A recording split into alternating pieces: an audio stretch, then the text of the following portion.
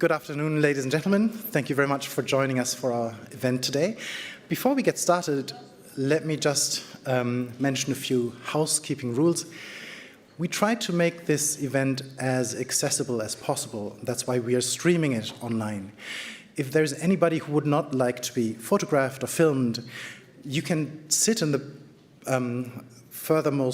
the back rows, the two. There will there'll be no photography, no filming back there. If you don't want to be photographed during the breaks, you can get a yellow lanyard at the help desk, and then you will not be photographed, just to be sure. If you would like to ask a question, please use the microphone for those taking part online. If you don't want to have your voice recorded, just ask a member of staff to ask the question on your behalf. Finally, the help desk is there for any question you might have. The help desk at the very front, outside. And now let's get right into it. It's my pleasure to introduce the president of the Alexander von Humboldt Foundation, Robert Schlögl. Thank you.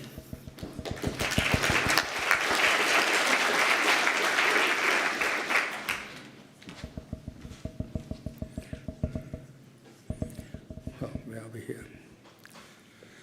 A very good afternoon. Welcome.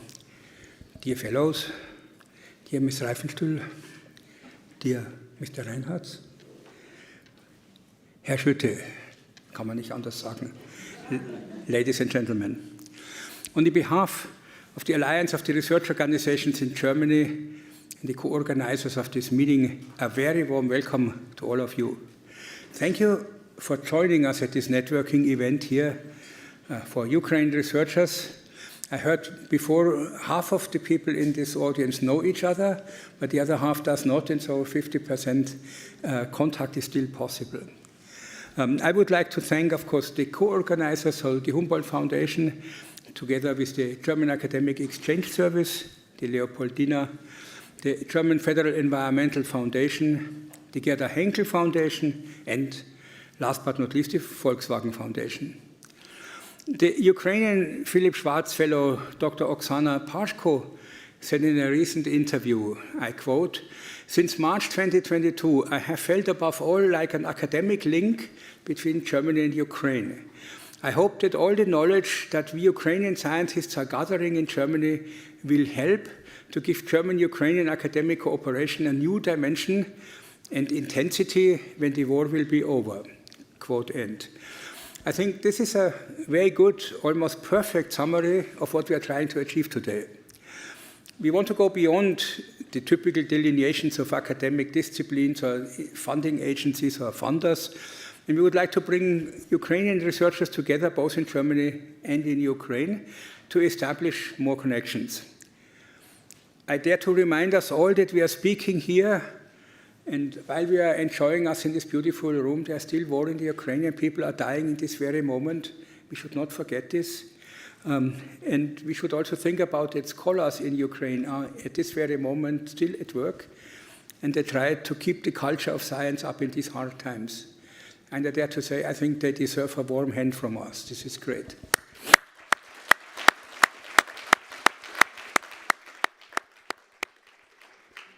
Thanks. The mission of the Humboldt Foundation is to foster the exchange of ideas and knowledge through supporting the individual collaborations of researchers. We fund people and not projects and not countries. In other words, we are the pump that fosters brain circulation, so like this. Over the past 70 years, the Foundation has supported about 250 Ukrainian researchers through its Humboldt and Georg Forster programs. One of them being Professor Antoniuk. She is also with us. Welcome.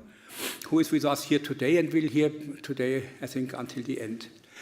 Since 22, in only 2 years, we have supported also the same number of people through the Philip Schwartz initiative and support from the EU. So this is a sizable fraction of about 500 people that went through the hands of the Alexander von Humboldt Foundation. This shows the need which all of the organizations represented here today saw as a call for action in 22. I have to say, above all, the EU and the Federal Foreign Office and the Federal Ministry of Research and Education. But on the positive side, these numbers also show how many lasting connections we can create from this. One has always to look beyond the actual situation. There will be definitely a future. And we have seen that Ukraine has remained resolute in the face of the brutal war. So besides all of these difficult situations, science was active, science was great, science is still great, and I dare to say science will be great again. And I think that is important. This is what we want to do here. So thousands have lost their lives since 22. Before that, also since 2014, there was also an invasion that people have already almost forgotten. And millions more have been displaced internally and externally. You are some of them, some of you. Critical infrastructure, including university buildings and research facilities, have been destroyed. In a recent report, UNESCO assessed the cost of reconstruction scientific infrastructure to exceed $1.2 billion. And this only covers scientific equipment and buildings. I dare to say that this is definitely an order of magnitude too low. If we think beyond reconstruction and consider systemic improvements to make Ukraine an attractive destination for internationally mobile researchers, as I said, this number will have to be massively enlarged. It is critical to lobby for that rebuilding and improving the Ukraine academic sector is put on the agenda of the Ukraine Recovery Conference. This is extremely important because we can always talk about brain circulation and we can rebuilding the society, but if there is no foundation of the scientific basis, then this all will not work. It is really important. There can be no doubt that research and development will be really essential for Ukraine's long-term prospects. Germany and the European Union must not waver in supporting Ukraine in all regards, and this must include research and innovation. Of course, both sides will need to play their part. The Ukrainian government, with regards to raising spending on academia to sustainable levels, as soon as it becomes possible. So this is a two-side event. And Germany and the EU, with regard to ensuring sufficient support that allows Ukraine to return and even eclipse its great scientific achievements of the past. Ukraine is not an unknown territory in science. I'm familiar with the excellent work that Ukrainian scientists have been doing in many areas, including my own research expertise. The potential, I estimate, is enormous, and Germany will benefit immensely from a close collaboration with a strong academic sector in Ukraine. But the focus of our event today is you who are sitting here, the researchers, individuals who dedicate their professional lives to pushing the boundaries of knowledge for the advancement of the Ukrainian society and of the global community as a whole. You and your work are a vital foundation for a stronger Ukraine and its long-term societal and economic well-being. You are a very important element of the foundation of your country. That is normally, when there is peace, this is not so important, you don't see this. But when it's war, then everything will be put to the test and see, is this important or is it not important? And we all dare to say it is very important. This is why we also want to turn our eyes now towards the future. We must work on a vision for the Ukrainian-German academic collaboration. We must reflect on the challenges ahead and discuss how Ukraine can become an anchor of scientific productivity that attracts talents from across the globe. We should, you want, and we want that all together, that you are being reintegrated in the scientific circle, and this is the global scientific circle. Dear guests, once it was said, in the midst of every crisis there lies opportunity. Sometimes people think this is cynical, but it's not.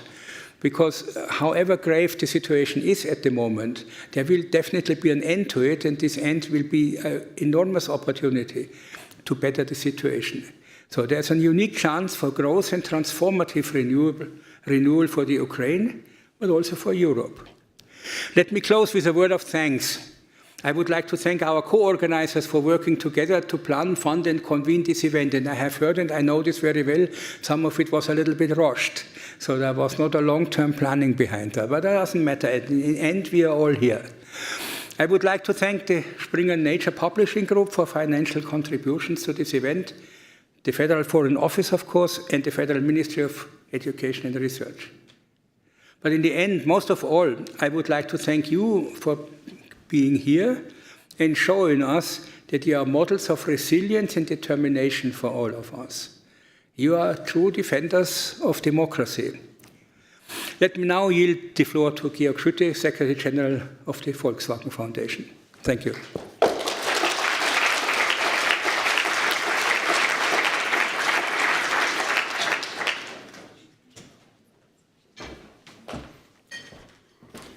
Dear President Robert Schlögl, dear and distinguished representatives of the German government, of the Foreign Office, the Federal Ministry of Education and Research, dear colleagues from other foundations, thank you very much for having me here. Let me start with two personal observations. Last weekend, I got a phone call from one of our board members. She is a life scientist and attended the world's largest conference on heart surgery and heart transplants. And she said the most impressive academic speech which she ever heard in her life was from a Ukrainian heart surgeon who, under conditions of war, is still doing surgery, heart surgery and heart transplants in Ukraine. This board member is working at one of the leading medical university clinics in Germany, in Hanover. And she said, if you know what a heart transplant means in terms of organization, in terms of surgery, it's unimaginable to do this in a hospital under war conditions where half of a hospital is destroyed. And she reported that those transplants are not even done in one central hospital. Rather, they take all the equipment in one car, rush to the place where the surgery is needed, and they perform heart surgery in different hospitals under dire conditions. And she said, after that speech, the room was silent and everybody was moved. What does this tell us? It's almost unimaginable to understand the situation of a war-torn country. And it's almost incomprehensible to listen and experience the strength of people who are back in your home country to endure this situation. My second observation, I have the pleasure and the honor to serve on a committee of the European Union to think about the future of the next research framework program in Europe. And we are representatives of 15 countries, all member states of the European Union, from Portugal all the way to Estonia. And we had a debate about research spending and defense spending. And colleagues from the western part of the European Union said, well, we should rather not talk about war, but let's talk about peace and well-being. And colleagues from Poland and Ukraine and Estonia said, listen, friends, the war is next door, and we need to talk about what we want to do to prevent a war. So the second lesson which I learned is that we still need a joint European understanding about a new reality within Europe. And we do not have that much time for a learning exercise because support is needed. And this is a personal side note. We do not have that much time in Germany to discuss military support over and over again. It is needed to defend democracy, not only in Ukraine and not only in the eastern part of Europe, but in Europe as a whole. So thank you very much to you for being here. We as foundations, together with public authorities, try to provide immediate help. Let me say just one sentence about Volkswagen Foundation, because we are very often mistaken to be part of the car manufacturing company. We are not. The foundation was established a little more than 60 years ago when that state-owned car manufacturing company was privatized. And the owners, the Federal Republic and the state government of Lower Saxony, could not decide upon what to do with the money. And they had a brilliant idea. Let's found a foundation for the public benefit benefit to support science and research. This is what we've been doing for 6 decades now. And we joined forces with the Alexander von Humboldt Foundation, with all the other foundations which are represented here, in order to provide immediate help. And we joined forces, of course, with the public authorities, with the Federal Ministry of Education and Research, the Foreign Office, to do whatever we can. But we have to be humble. It was only that little. We could provide individual support, we could provide help to network, we could provide help to even establish structures like a virtual Ukrainian Institute of Advanced Studies, to build a network of diaspora scholars, scientists, you who are here, and those who are back home, in order to prepare for the future. But we do not know when that future will come. We do not know how that future will look like. And we have to be humble also in admitting that we will not have the strength or the financial capability as foundations, maybe not even as a country, to contribute to what Robert Schlögl said as the impressive task to rebuild the country.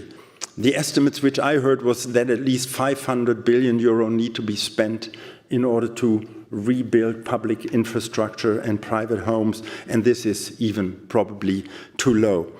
So we need a better understanding of the new reality.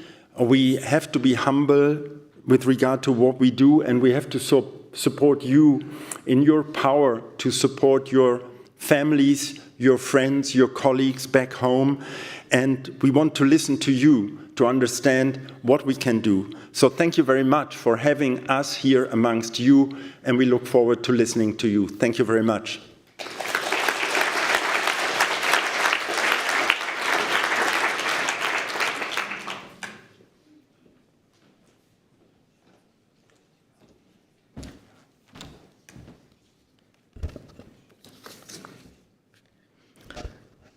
Lieber Herr Professor Schlögl, lieber Herr Schütte, Herr Reinhardt, ladies and gentlemen, but most importantly, dear fellows, researchers, and academic networkers from Ukraine.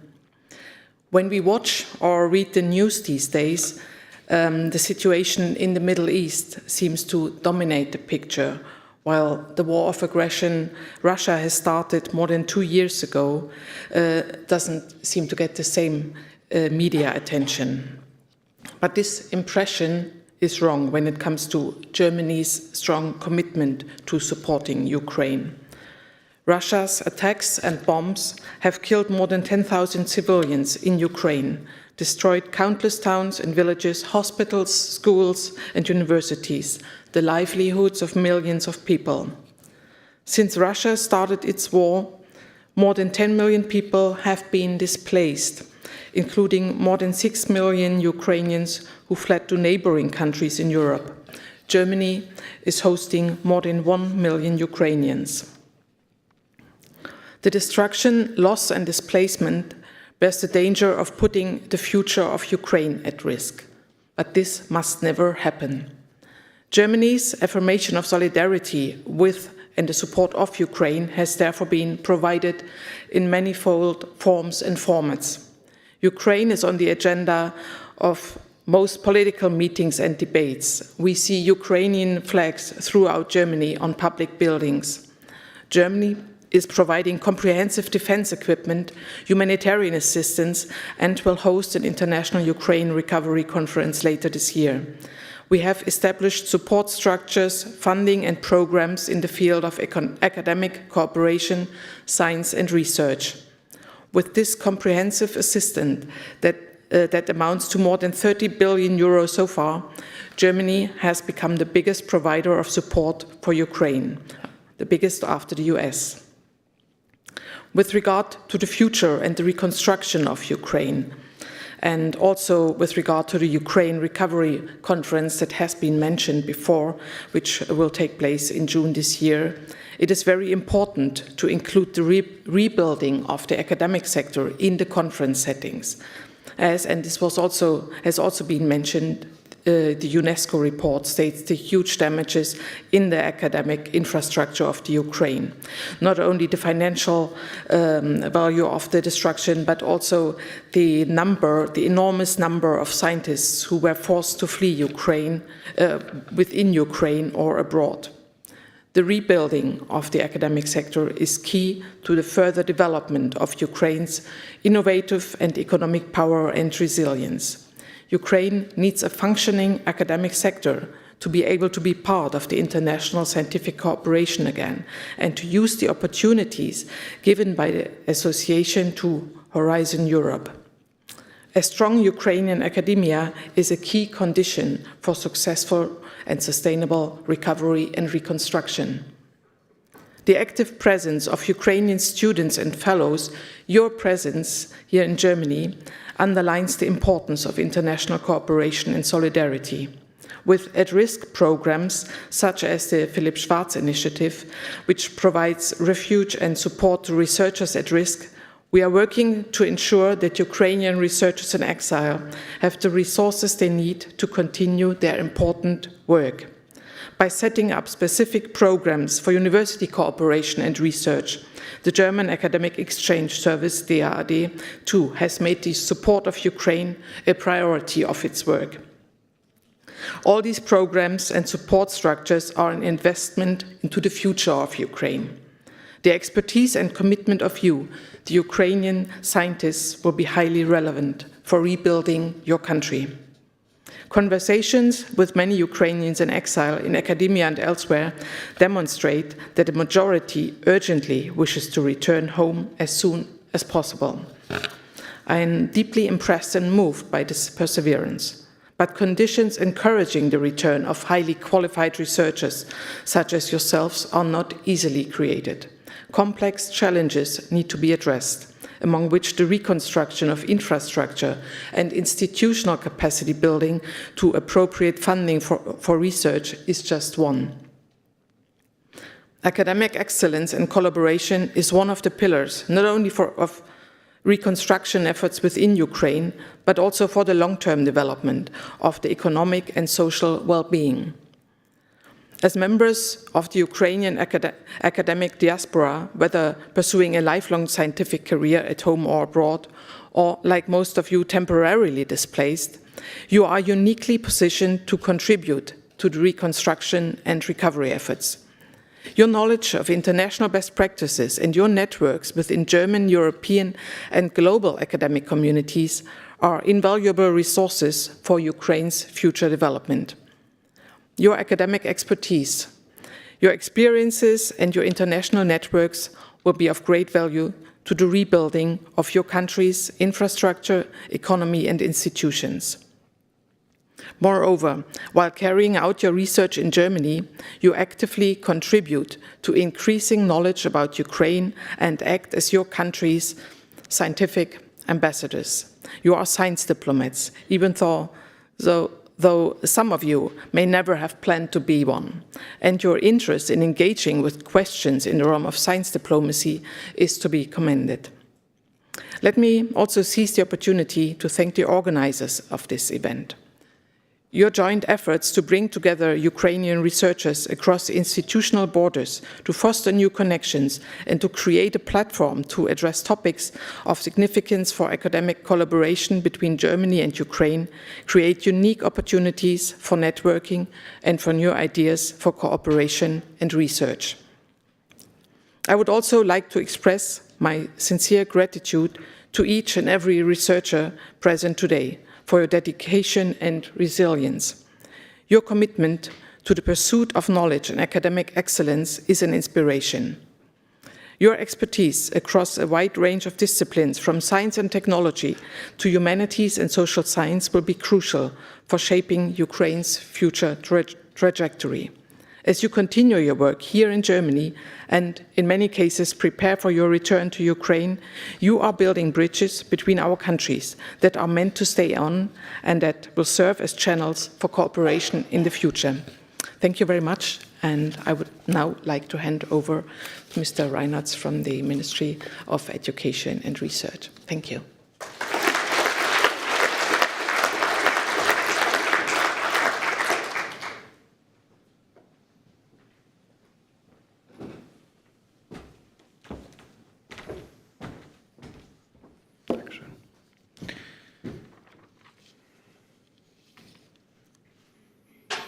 Dear Ms. Reifenstühl, dear Professor Schlögel, dear Georg Schütte, ladies and gentlemen.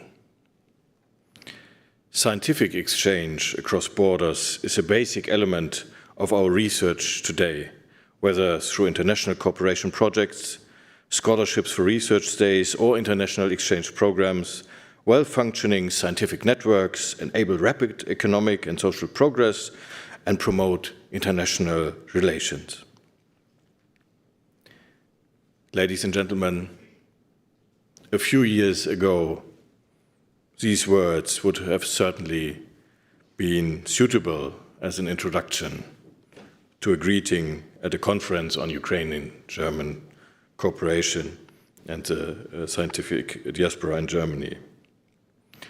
Today, the last 2 years, with the start of the full-scale Russian invasion of Ukraine, they are falling very short. Today, many research days by Ukrainian scientists are directly linked to experience of flight, expulsion, and the loss of the working basis in their homeland. On top, the Russian war of aggression is having a serious impact on the Ukrainian science system. In addition to the acute threat to the vital human capital, it is preventing urgently needed investment in research and innovation. It destroys scientific infrastructure and is triggering an exodus of the best minds the country has. If you allow me a brief personal remark, last year, Bettina Stark-Watzinger, the federal minister, together also with Georg Schütte, my colleague Oliver Pieper and I had the chance to visit Kiev ourselves, and we got a glimpse of what is happening and what it means. And I can say that these pictures and these exchanges are with me in my work very much, and they partly inspire me and also motivate me to strengthen this cooperation. According to the UNESCO estimates as of the beginning of this year, 7,375 Ukrainian researchers, professors, associate professors, and lecturers have either been internally displaced or emigrated, representing 13.5% of all Ukrainian academic staff. A number of universities and research institutions around the world have offered support and hosted many of them, and I frequently have exchanges with German universities who tell me how grassroots movement in the universities helped, and how that was a very positive experience for many of the German colleagues in these days. The highest number of the Ukrainian researchers who left the country, 465 to our numbers, however, have found a place to work and live in Germany. We, the representatives of the German federal government, German academia, the entire science community, stand very clearly 100% in solidarity with Ukraine. Our commitment is not only to provide a safe haven for scientists who have fled the violent Russian attacks, but also offer the best possible opportunities to continue their valuable research. At the same time, we can well understand when our Ukrainian partners tell us that's all well and good, but we need our top scientists in our country, in Ukraine. Helping hands and bright minds are required to strengthen the resilience and to rebuild the Ukrainian research and innovation system. That is why we at the German Federal Ministry of Education and Research, in addition to emergency aid, are focusing on more sustainable measures. Measures that enhance Ukraine's scientific potential, strengthen its research capacities, and improve the prospects of Ukrainian scientists to stay and also to return to their home country. A key element of this approach is a BMBF initiative to establish German-Ukrainian, what we call course centers of excellence.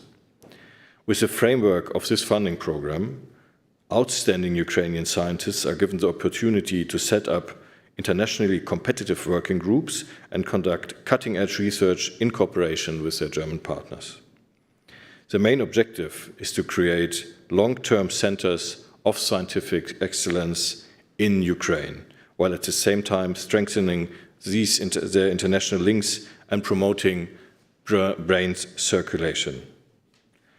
By bringing together young and experienced Ukrainian scientists in research group, the course of excellence will counteract the fragmentation of Ukrainian science caused by immigration and flight. The 4 selected course of excellence will start work this year and will be located in Lviv, Kiev and Kharkiv.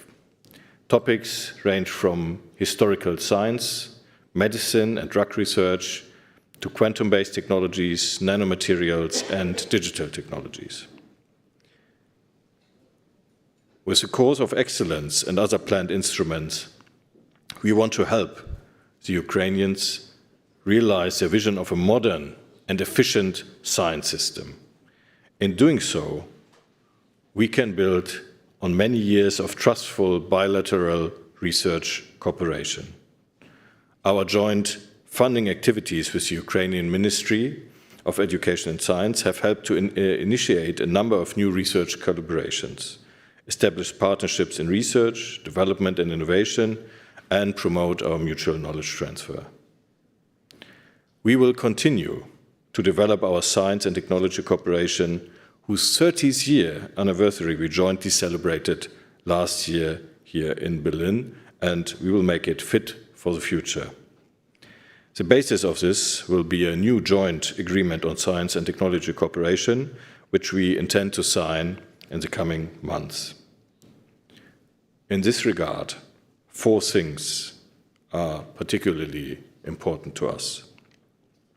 First, we want to deepen our scientific cooperation in order to tackle global and regional challenges together. Through our bilateral call, for example, we will start funding 15 research and development cooperation projects this year in key areas such as climate, health, and energy, but also social science and humanities. We also implement other topic-specific funding approaches, for example, in the area of energy management and supply. The BMBF-funded project Green Deal Ukraine aims to establish an energy and climate think tank in Kiev, latest by 2027. By doing so, it will provide independent and evidence-based advice to Ukrainian government institutions, policymakers, business, and society on how to rebuild a sustainable energy system in Ukraine. Second, Georg Schütte mentioned his engagement in the FP10, the next framework program of the European Union, and he's very engaged, and we exchange on this often, and we're very happy that he's so active in this role. And I can tell you that in all European capitals, I just had a conference in Belgium last week. We talk very much about how the European research landscape is changing and is adapting also to partly war conditions, to these Zeitenwende conditions, so that is a very timely, I think, thing to also include. So second, we do want to support Ukraine in harmonizing its science system with the European standards and closely link it to these European knowledge flows and value chains. Through its involvement to date, Germany has already been able to provide impetus for modernization processes in the Ukrainian research landscape. The German Research Foundation, DFG, and the German Council of Science and Humanities served as a role model for the newly founded Ukrainian science organizations. The experience of the Leibniz Association was utilized to further develop indicators for the evaluation of Ukrainian research institutions. The reconstruction of the country after the end of the war will certainly require enormous efforts. However, it can also be seen as an opportunity to drive forward the reform and restructuring process and to renew the Ukrainian science system in line with our common European values. In this respect, the progress already made and the strong will of our Ukrainian partners to enable transparent processes under difficult wartime conditions are truly remarkable. And I think that's one of the things that I took from my visit to Kiev, is to see that Ukrainians are not waiting until something is over, a certain stage is reached, but that rebuilding is going on, and the push to constantly modernize while everything is happening else. And we at the BMBF want to support Ukraine in creating efficient and modern governance structures in science and improving the framework conditions for research and innovation, with looking into the future, but very much already today. Thirdly, we want to place Ukrainian science and education at the center of international recovery efforts. As BMBF, we are committed to this together with the German Science Alliance and a large number of international stakeholders that we exchange frequently with. And Professor Schlögl already mentioned it also in his words. The upcoming Ukraine Reconstruction Conference in Berlin offers an ideal platform for this. Finally, and above all, we want to build bridges between our researchers and institutions. The Ukrainian scientific diaspora in Germany, scholars from different migration waves, you are a valuable resource for achieving this goal.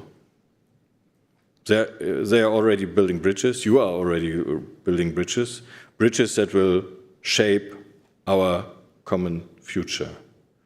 Our future in a peaceful and in a prosperous Europe. Slava Ukraini, Ruhm der Ukraine.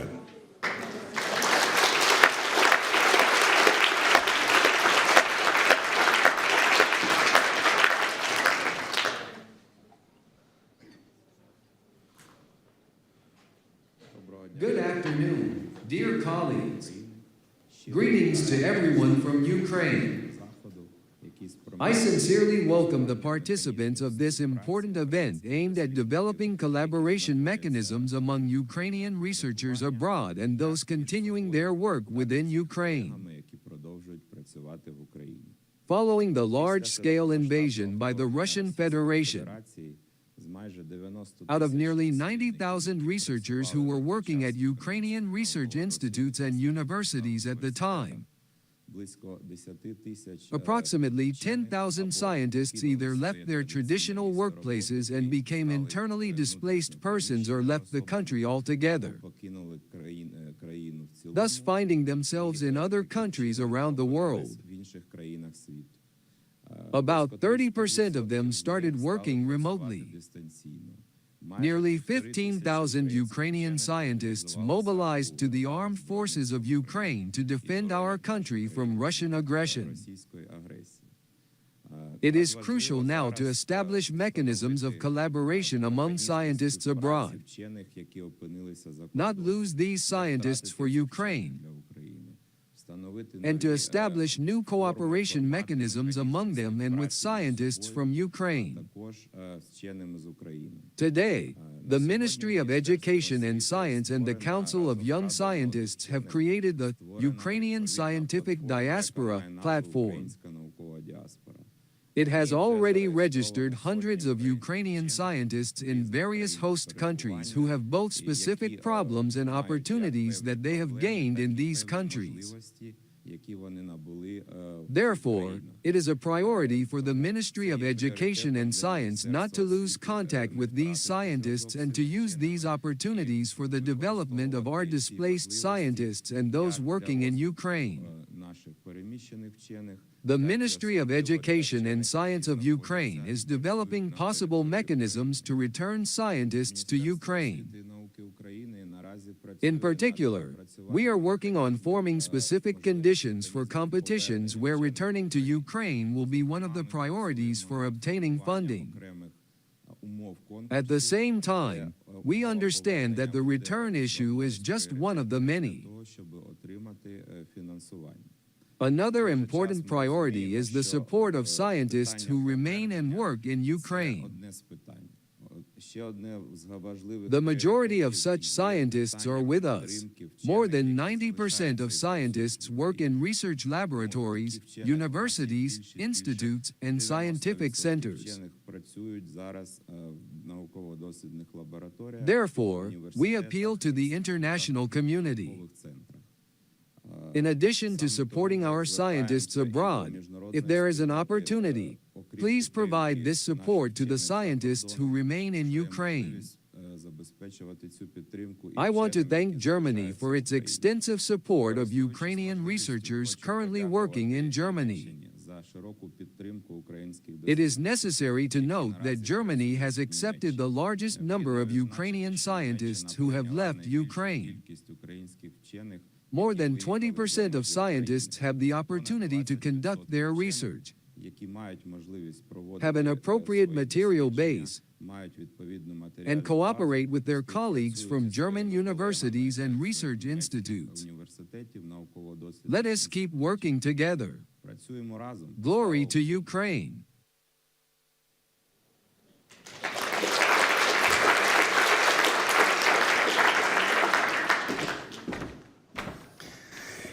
Thank you very much for sharing your visions for recovery and reconstruction in Ukraine and for German-Ukrainian academic collaboration. We will now break up into the networking sessions according to academic disciplines. And just so you know, the social sciences and the natural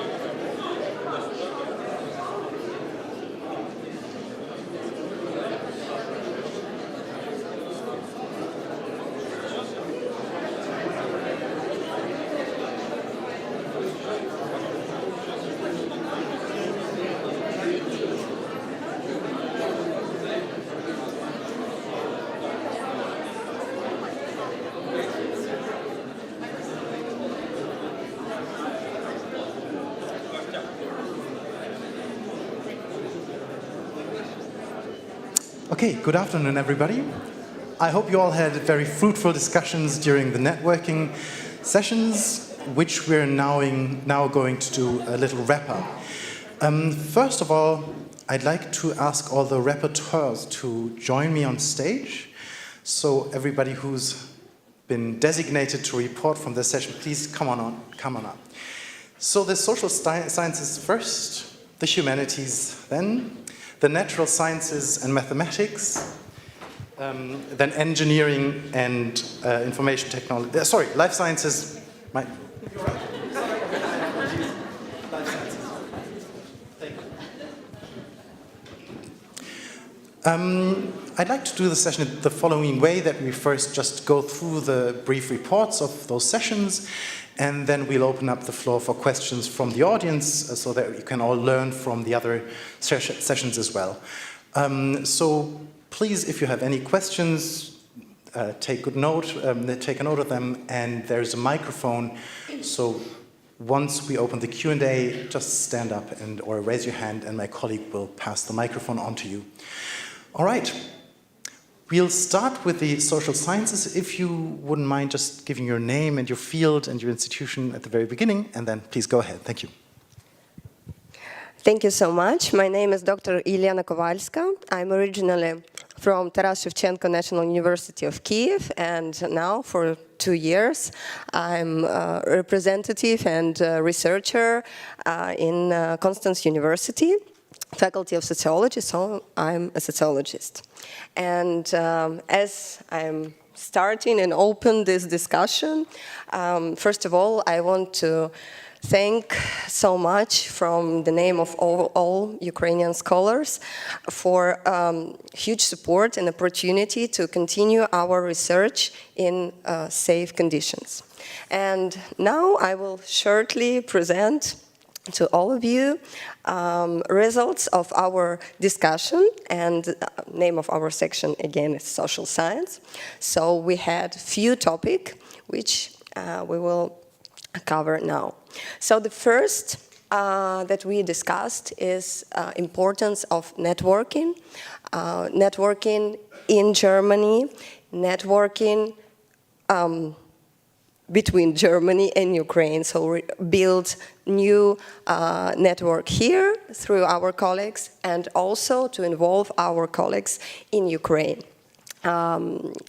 This topic was also discussed in another issue, which I will present a little bit behind, and one of the idea that was performed, it's that you need to build your own network by your own field, and also through special platforms that could be implemented. So it could be new online platforms for Ukrainian researchers in Germany and in EU. And also it could be some onboarding, meeting, conferences like we have today. The second point is the quality of publications, and as for me, I think it's very important to speak about visibility of Ukrainian publication, because if in the point of quality, I think we also have our science on the high level in all fields, and I think all the colleagues will agree with me, but unfortunately visibility of our research, of our articles is very low. We are almost not publishing in peer review journals. There's a lot of reasons, and it should be one of the topics to discuss. And it should be more open field to publicate our results. Sometimes, and we also discussed it on our discussion panel, the issue is a low level of English language through our scientists. And unfortunately, to publish in peer-reviewed journals in Europe, it's one of the points to reject article. So the next point is was about funding and our personal experience with funding and applications and fellowships and so on. And one of the suggestions and ideas was to create a special database of funding, especially for Ukrainians. So sometimes we are not even know about some possibilities in our fields. Sometimes it's a very small fellowship in some institutions, and it's just not visible for everyone. So the next one is a brilliant idea about bridging fund to continue projects that wasn't continued before on board in Germany or in European Union, but to create bridging funds for remotely continue this project from Ukraine. And very important question was open in our discussion is make changes in policy, in universalization of academic mobility through different scientific institutions and universities, because we have in all of our institutions, unfortunately, different documents for exchange and mobility, and sometimes it's issue to not to continue contracts with some of our researchers in Ukraine. Also, one brilliant idea was mentioned that it would be great, and also we have another meeting in December through our Maria Skłodowska-Curie for Ukraine fellowship, and there was idea to create special courses in German universities about Ukrainian studies, and there we could open more deeply Ukrainian history, culture, and so on. But the last but not the least that I want to present you today, for me especially, this is the point, but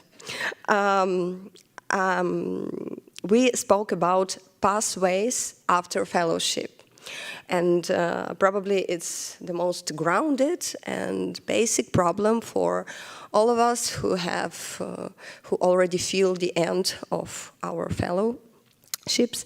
And we have two ways. Obviously, it's academia and behind academia, and I think most of us see themselves in continue career in academia in Germany or in Ukraine. If about Ukraine is an issue to discuss, and probably we will discuss it after, I want to say a few words about, specifically about our chances in German academy. Now we are all on the stage of postdoc, and after our fellowship we need to apply for a new fellowship, for new grants. And for this one, we need huge network that we had before in Ukraine. And unfortunately, we need to rebuild it from the zero here in Germany again. But plus to it, we need support of a mentor. Because when we are changing our academic vector, and especially through different countries, we are losing somehow, unfortunately, our Dr. Vater. So that person that was behind, that we were raised by. And here we don't have, and we need to find this person. And I think it's one of the main issue in networking. And the different and very important question, most of us were teaching, I think, yeah? And here in Germany, again, mostly, I think, want to continue their qualification, want to continue teaching. And for this, we need to go for professor track. And unfortunately, because of the low level of German, we don't have this opportunity at all. This track is closed for us. And we create one very good idea, I think maybe it would be useful, to create a special small grants for language learning, especially for professorship, so scientific language, and specifically for those who feel them in academic field, not only in academic, is in research sector, but also in professor track. Otherwise, and this is the last point. Yeah, it's it's a play. Otherwise, we will be forced to commercial sector, unfortunately, and we will be forced with a huge losing of our qualification. Thank you. Thank you very much for this overview. I'll just pass the baton right on. So please, let's move on to the humanities for your report. Thank you. Hello. My name is Dr. Lena Andrushenko, and in Ukraine I represent Zhytomyr State Polytechnic University, and here in Germany I've been doing my research in linguistics in the University of Augsburg. And basically, just probably a few thoughts, some additional thoughts, because a lot of issues were raised and I wouldn't like to repeat. Since I represent the humanities section, so basically the question was raised, the possibilities for humanities or scholars who are involved in humanities here in Germany, because as far as I realized, so there are not so many funding programs, and in a lot of cases, so probably it's connected more with the German language teaching and something like that. But when it comes to other spheres, so I guess the funds are limited. So it's one thing. Then actually we were talking about like a lot about the solutions or possible solutions to current challenges.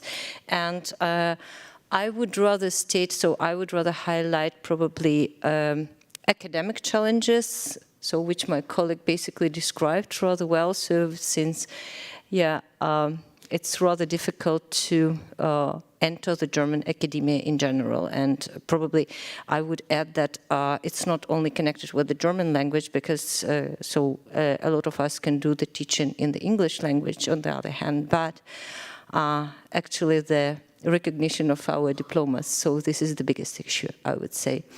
Yeah, because like having, I know that in Poland they recognize our PhD diplomas, our habilitation diplomas, but not in Germany. And yeah, it's one of the biggest challenges because, like, on the one hand, yes, we are here on grants, we are doing research, but on the other hand, so when the grant is over, I would say you are no one, you are just a regular person. But we have like a big experience, a great academic experience, and that's why I believe that basically for us to go into another sphere or probably just to, to go to another sphere, it's rather challenging, and I was personally thinking about that as well. So probably what else to discuss as like the length of the grants, because usually these are short-term grants, like for 1 year, probably for 2 years, but we don't know when this war is going to be over. And for some of us, so there is a good chance to go back. For others, especially for women with kids, it's impossible to return back right now when our kids are exposed to, living without air raid alarms.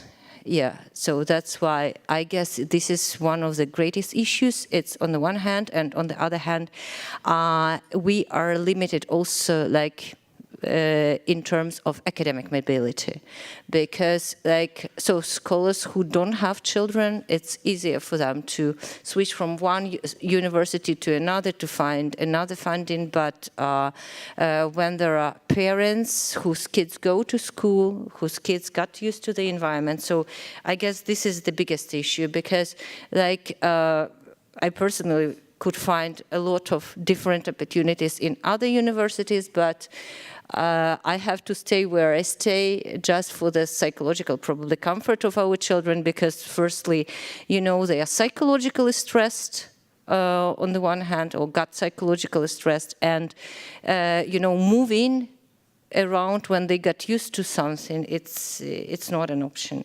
What else I wanted to highlight? Yeah. And yeah, this is actually like this mobility of families with kids, and probably we also raised a very important issue that there should be the discussion between probably the Ministry of Education of Germany and the Ministry of Education of Ukraine, because on the one hand I realized that, for example, our Ukrainian government wants us to return back, and sometimes there are limited possibilities for the scholars to teach online in the Ukrainian universities, and a lot of us are willing to do that, to transfer this experience. A lot of universities are eager to have these contracts with us, at least for us to teach part-time in the Ukrainian universities, but there are usually strict rules from the Ministry of Education of Ukraine that all the professors or all the academic staff has to be based in Ukraine, and this creates a lot of issues for our colleagues, because some of the colleagues can lose the job, or they are obliged to go to Ukraine in order not to lose actually the opportunity to stay in the academia, so when the funding is over. And this is one of the biggest challenges for us as well, because actually I find in a lot of cases the hybrid mode can work, and for a lot of majors, especially for humanities, so this hybrid mode can work, and basically I would say that our university did that, and I would find it rather successful. So to keep the specialists in the country, yeah. Probably, and probably due to this fact, one of my colleagues also highlighted a very important issue, that during such discussions, that would be very, very preferable when our voices could be heard, and when these discussions between ministries occur, there should be the representatives of the Ukrainian scholars who are here and who would speak about the current needs, because what is thought on the higher level usually does not represent the realia of the current life. Yeah, probably I skipped something. Thank you. Thank you very much. Thank you very, very much. And of course, other members of the group will be able to, to add any points they would like to add. Herr Brujan, please take over for the natural science, mathematics. Yeah. Thank you very much. We were a big panel, so we had to do clusters. Mathematics, physics, chemistry, biology, and we call it transversal cluster because natural science and mathematics is very big. I will speak about two things as a conclusion. One concerns the, let's say, the personal level, the career path and the personal situation, and the second is research. So to start with career path, and I'm sorry if I will not say everything we discussed, we had a very, very vivid discussion, and please afterwards, whoever wants to add things, please do so. The biggest issue, concern issue is the predictability and the planning situation, the personal planning situation, because we are all involved in what we are doing, but we are also human beings and we have our own, personal life. So planning is a big problem, also because the fact that many of the grants are limited in time. You already said that. In natural sciences, it's not so unusual to have limited grants, but still, for example, in experimental sciences, you need a planning situation because you cannot just, finish, if you don't finish an experiment or a series of experiments, or if you work with animals, for example, or samples and things like that. So that's a big issue. On the other side, we saw that there is a change, a little bit, a shift in approach when it comes to mobility. But mobility in natural sciences is not just going abroad for a conference. It's more also a mobility outside the comfort zone of your own discipline, when you have to work on, let's say, thematic portfolios like nano sciences or quantum sciences or cancer research, things like that, where you have to have people from medicine, natural sciences, social sciences, technology, and so on and so forth. This seems to be happening. It's not so usual in Ukraine, but in some cases it is. So there is a very differentiated view on that. But also mobility towards industry research, which is in some natural sciences perceived as positive, in some it's not so positive, but we all agreed that it has also a lot of advantages in terms of financial aspects, but also you need to be more applied when you go to industry. And Germany gives you some possibility for that, at least for a period of time. One big thing which was said is about the so-called soft skills that you need to have. And in natural science, we tend to use the term research intelligence. So it's about the scientific level is there, is good, is solid. The topical connection to the global discourse is there. But how to write an application and how to sell the application. A big issue is the pitching. So condensed marketing strategy for you as a scientist and for your idea. This is something which is lacking, where we, for example, the funders could somehow try to cover this thing. Everyone wants to maintain the connection to Ukraine in which form whatsoever. We all agreed that in natural sciences is difficult because you have a lot of opportunities abroad. You have a lot of opportunities in industry. You get headhunters who are contacting you on LinkedIn and things like that. So going back, it's not necessarily the first option, but it's an emotional thing that, you want to keep connection. It's a bit more difficult for experimental scientists, where you need to have a lab, a modern lab. One thing I found it very interesting, we live in Ukraine in 20 years of crisis modus, so we developed a particular adaptability and ingenuity to challenges, and particular flexibility. It's obvious that in Ukraine there is also generational change in some of parts of the research system. Then things like, it's in natural sciences, In Germany, it's normal, I would say, to have failures when you apply for grants. And that is not negative for your research career. In Ukraine, it is a bit different. And I think things are changing. You don't be afraid to fail. And you can apply 20 times for an ERC grant and get it the 21st time. Because usually it's only important to have success in these terms.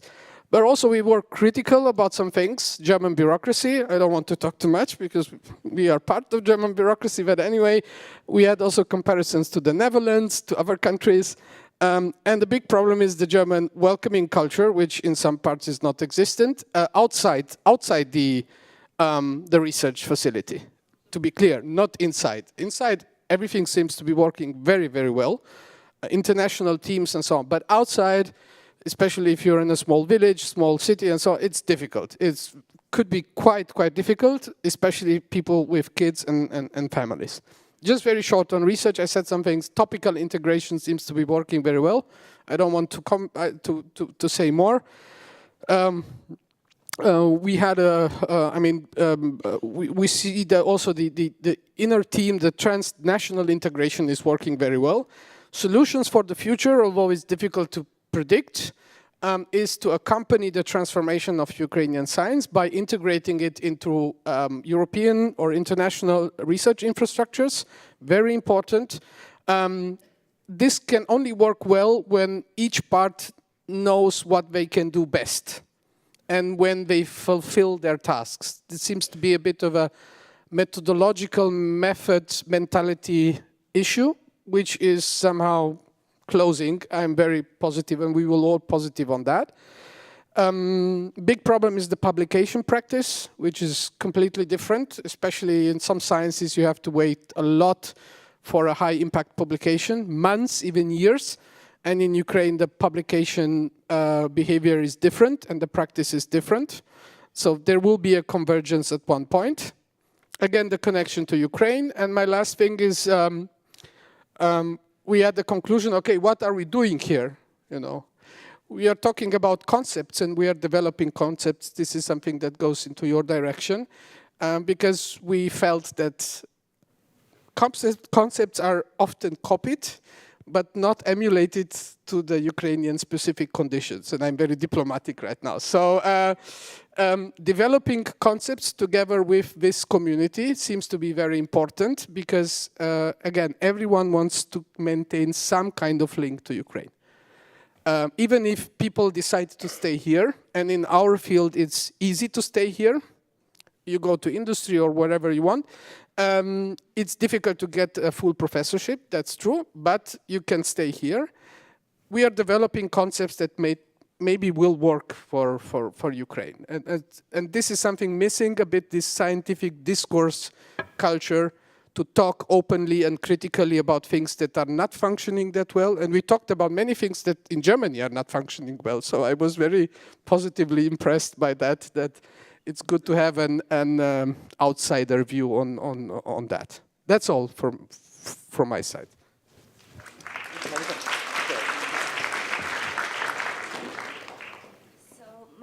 Helena Szczerbata, and I am professor of cell biochemistry at the Hanover Medical School. And so I represent life sciences and medicine section. We also had a lot of topics that are very similar to what was already discussed. And of course, the main conclusion was that it is very important to continue promoting academic exchange between Ukrainian scientists and scientists in Germany. But we also felt that it would be important to provide more stipends for Ukrainians who are working in Ukraine. Not only the ones who left Ukraine, but the ones that stay in Ukraine. And as life sciences, our work requires some specific needs, as it was mentioned. From natural sciences, we do research, and in order to do research, we need grants that are probably a little bit higher in amounts than scientists that do not do a wet lab, so we need money for chemicals, and we need money for equipment, and of course the stipends per se.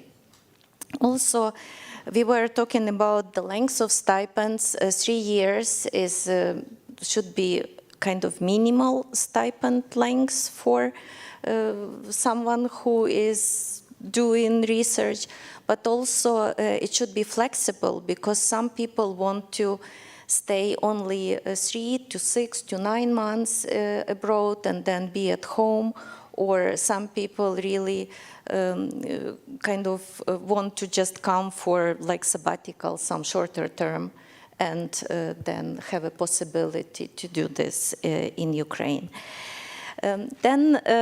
Since we had a lot of people who are working in Germany and have stipends, it was interesting to hear that they would like to give a feedback on the quality of the supervision.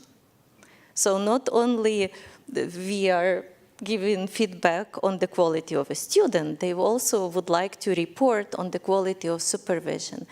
And one idea was that like everyone would like to have free students, right? And it's very good, but also it's not necessarily it doesn't mean that free student is a student who doesn't require any attention.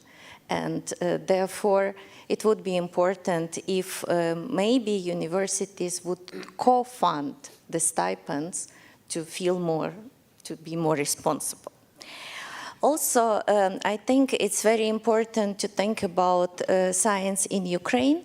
And for life science researchers, if you are not going into academia in Ukraine, that you are falling out of all this research community. And what is important to understand that here, for example, in Germany, only few people do go to continue in academia. Most of the people go to fund different startups, different entrepreneuring companies, and so on. And we do not have this knowledge and information how to patent, how to create a startup company, how to do research in order to promote your product, and how to manage the group.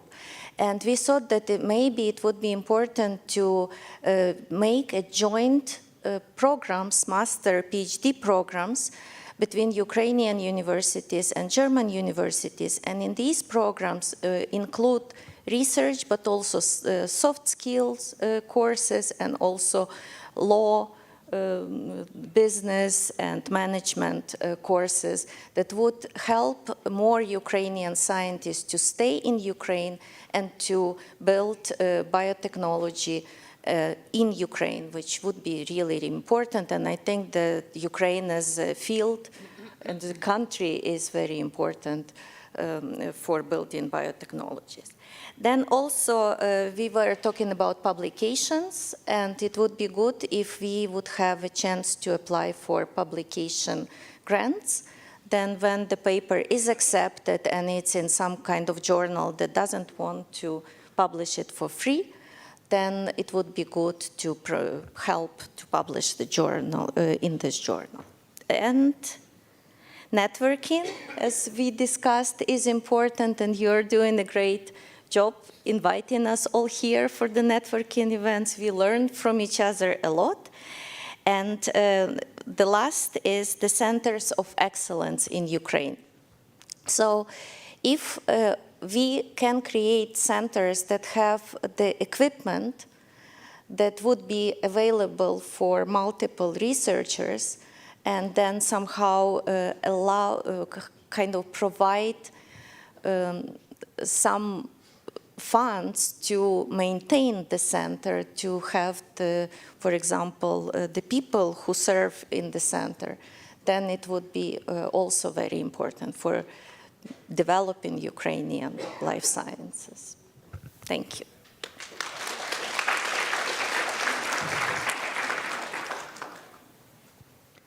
Hello, everyone. My name is Anna Marchenko. I represented today Alanis University of Art and Social Sciences, but I'm also was a fellow of the BU Foundation, and today I want to represent. I want to summarize some of the points we were discussing in our group. This group is engineering and IT.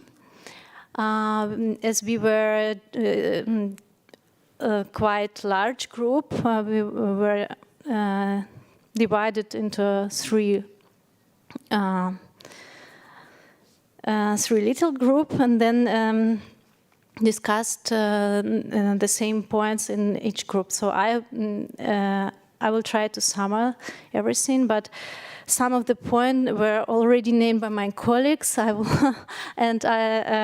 will not repeat this, but I want to express the support of everything that was said. For example, the visibility and dissemination of the results was named in our group, and also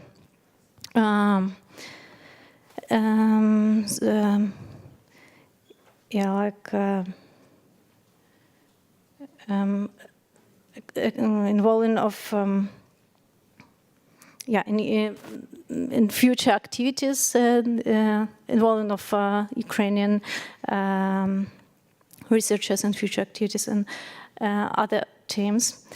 The things I want to add, it's maybe a little bit about different experience in foundations in the time where some of our researchers and fellows were talking about good experience, and other fellows from other foundation institutions was lacking of this experience. For example, health insurance and things like this. So it was quite difficult to come to one conclusion, because we all have a different experience. Then in our group was also named the support of family members as a good experience in almost all foundations. Then the support within funding to find a collaboration university. And the supporting of developing German language skills.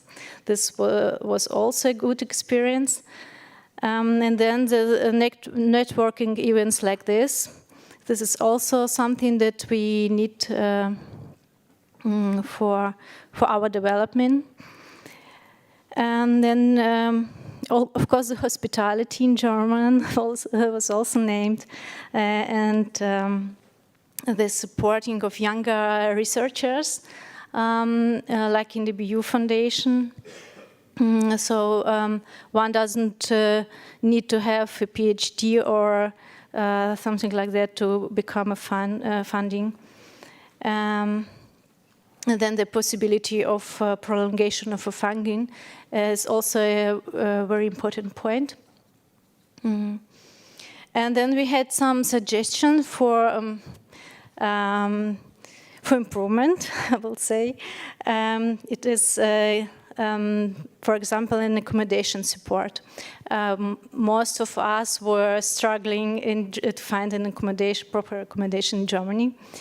And maybe some support from the side of foundation would be great. Then the more clear vision that was already named for the clear reason for the future opportunities after the funding.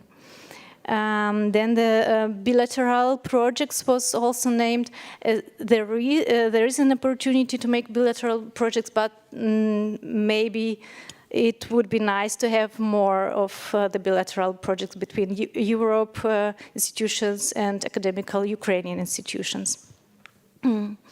Then the next point was the enlarging on fundings for post-research activities. It means that sometimes after the funding is completed, you need you have costs, for example, for publishing, but you don't have money for that, you don't have funding for this. So this could be another suggestion.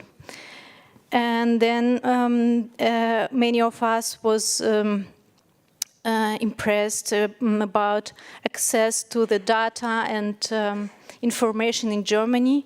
But when we go home in Ukraine, we often lose this access to libraries, to internal databases, and so on. So maybe it could be an idea to create an open database so you can access this database also from Ukraine.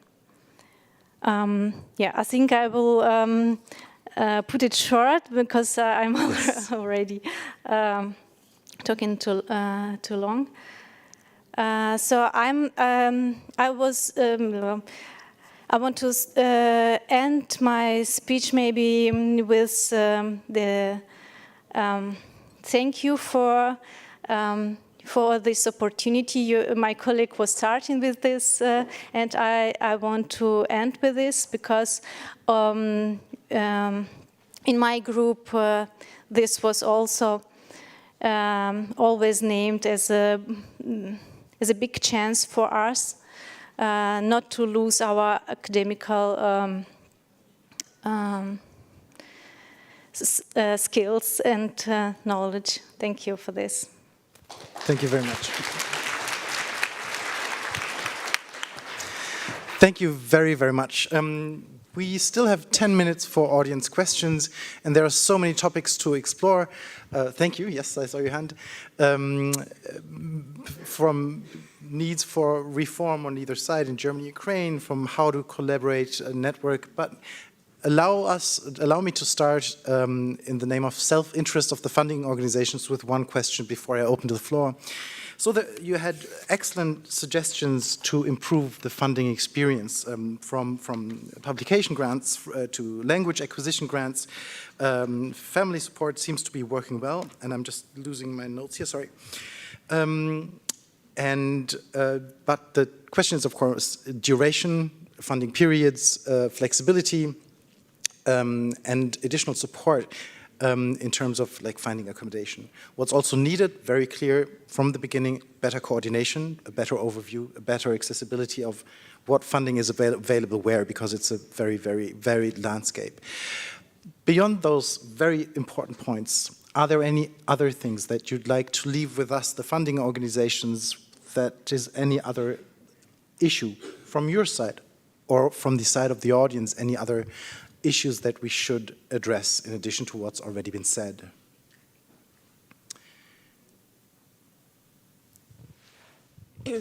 Thank you. I think personally that it would be great if for especially scholars at risk, as we all hear, I don't mean this program, but I mean all of us, there would be some opportunity to prolongate, as a colleague said, yes, our grant, but maybe in point of view of integration to labor market or to academia or so on, maybe some funding between hosting institution and our scholarship, something like that, because it's very shocking integration just to end our fellowship and find yourself in the middle of nowhere. Yeah. Many thanks for this excellent point. Yes, I think it is a huge challenge to just find yourself in Germany and then start thinking about what happens in 1 year down the road or 2 years in an extremely competitive, difficult research context. Very, very clear. Thank you. Okay, let's turn to the audience. There was a question here. Thank you very much. My name is Maria Fedoruk. I'm from Hamburg University of Applied Sciences. And today we are talking about networking a lot. And I just need to tell you that we are starting a Ukraine Nature Network with the support of Deutsche Bundesstiftung Umwelt. And this can solve some problems, for example, connecting Ukrainian and German researchers, funding the financing for the future projects. So if you are working in a nature protection field in any kind, in engineer, chemistry, economy, please come to me and I will tell you the further details about it. And maybe your home university in Ukraine also would like to join. We are very welcome Ukrainian universities first of all, and also German universities as well. Thank you. Thank you very much. Excellent. Yes, there's a question, Professor Schade. Hello, my name is Shama Shahadat. I'm a professor of Slavic Studies at the University of Tübingen, and I want to take up a remark the first speaker made about the problems of publication in peer-reviewed journals, because I'm an editor of such a journal, which is fairly high-ranked, and we often cannot publish the Ukrainian articles, and not because of the language, because you can always find, is that okay, actually? Yeah, okay. Because you can always find somebody to correct your English, but the whole discourse is different. Our articles are structured in a different way, they focus on different things, and I would suggest to organize workshops on writing workshops, which is, I will later speak about decolonization. It's kind of colonizing, but at the moment I don't see any other solution to this, because we won't, I don't think that the journals will change, so we have to, I think, to adapt, or I don't know. That would be one suggestion. I think it would be very important for humanities and for social sciences. I don't know, it's probably different in the natural sciences. But I thank you very much for this intervention. Thank you. But I'd be curious to hear from the natural sciences, life sciences, engineering, IT, etc., how you perceive that particular problem. I think the logic how the paper is written is very similar in Ukraine. It's just the quality of experiments is what you can do, how much you pay for your experiments, because natural sciences are very expensive. So if you cannot do modern science without having money spent for the research.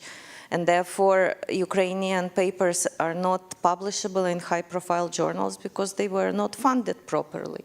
But how the paper is structured, I think it's the same.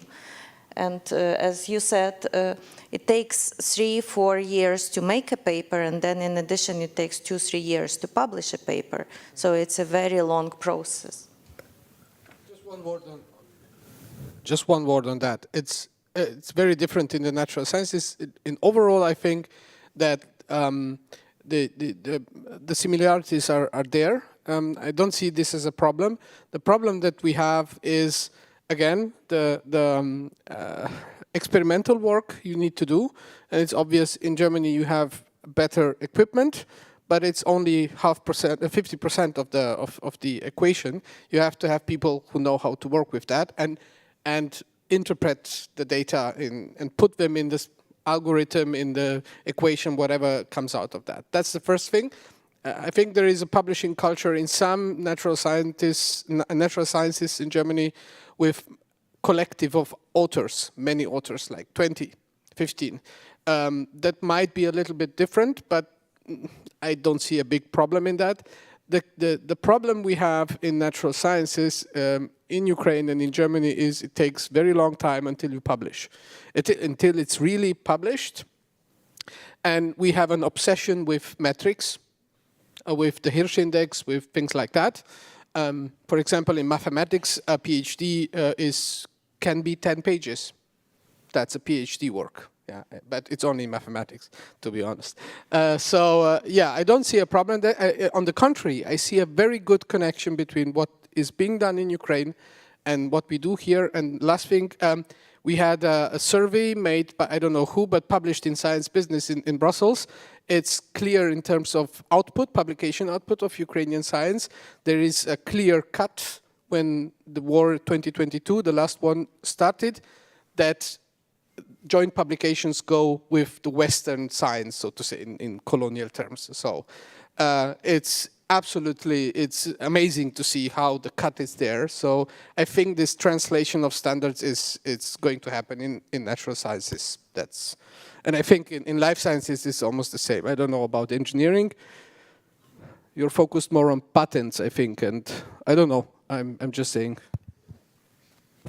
So for me, it is a question: what is the goal of the publication like this? It is because the German science wants to learn something from Ukrainian experience, or is it because the Ukrainian research has an objective to continue scientific career in German and put this article into his or her portfolio? Because there was also a point that we discussed in our group, that is the dissemination of our results in Germany in Ukraine. So the Ukrainian society can be aware of what we are doing here and learn from this. We are like bridges between European science and Ukrainian science, and the Ukrainian society has a right to know about our researches and about our experience. And for me, I can't answer the question why German would like to know, would like to hear from us. This is German sciences and researchers who should answer this question, because I think if German researchers want to hear from us, it doesn't matter how the article is structured. No, there is no Ukrainian. There is no Ukrainian science or German science. It's just science, and we publish it in journals.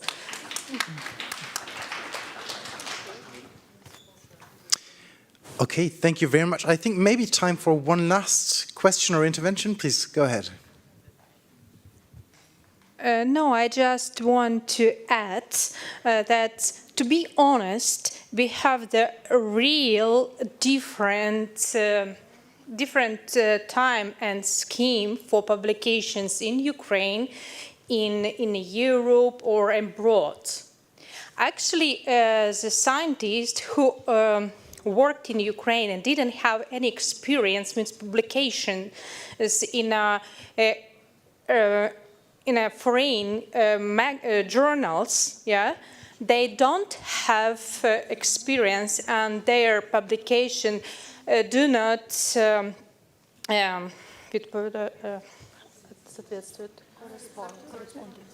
they are not correspondent to the rules. Yeah, we have to be honest with this. Yeah, that's. Can I add? Yes, please go ahead. Quickly. Yeah, I would definitely agree with that, because this requirement to publish in Scopus journals appeared not long ago in Ukraine, right?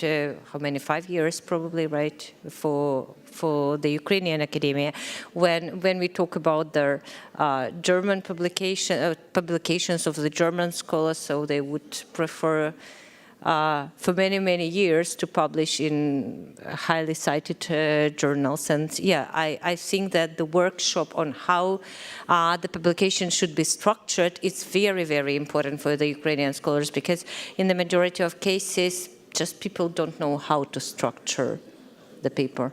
Yeah. All right, thank you very much. That's our time for this very session. Thank you very much for the rapporteurs of the various groups. Thank you very much for the facilitators from the organizations who manage those groups. We will now change topics and change gears somewhat and change roles. Mr. Brujan will now take over as the chair for the next session, and we'll just do a little rearranging and restart in about a minute. So please stay here. Thank you. Thank you so much. Thank you very much. That was fantastic.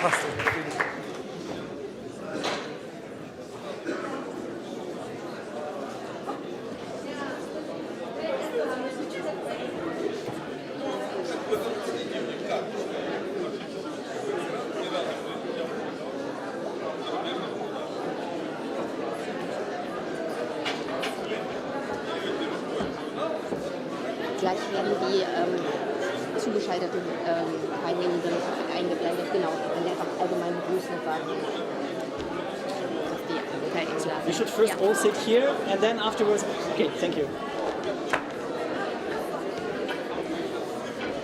You don't have a presentation. I'm just asking because. Yeah, I do. You have? In your panel. Yeah, no. PowerPoint? No. Just sorry, I didn't.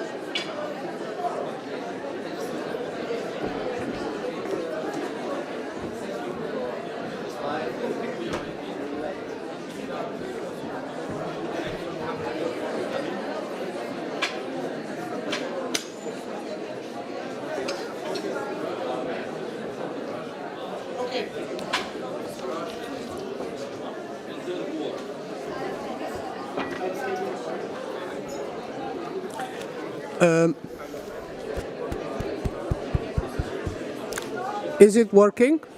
No. 1, 2. Aber ich kann von hier aus reden, ne? Ja, das sage ich. Aber erstmal machen wir das. Okay. Alles eingestellt, das geht nach vorne. Ist alles ist da. Es funktioniert. So, dear colleagues, please take your seats.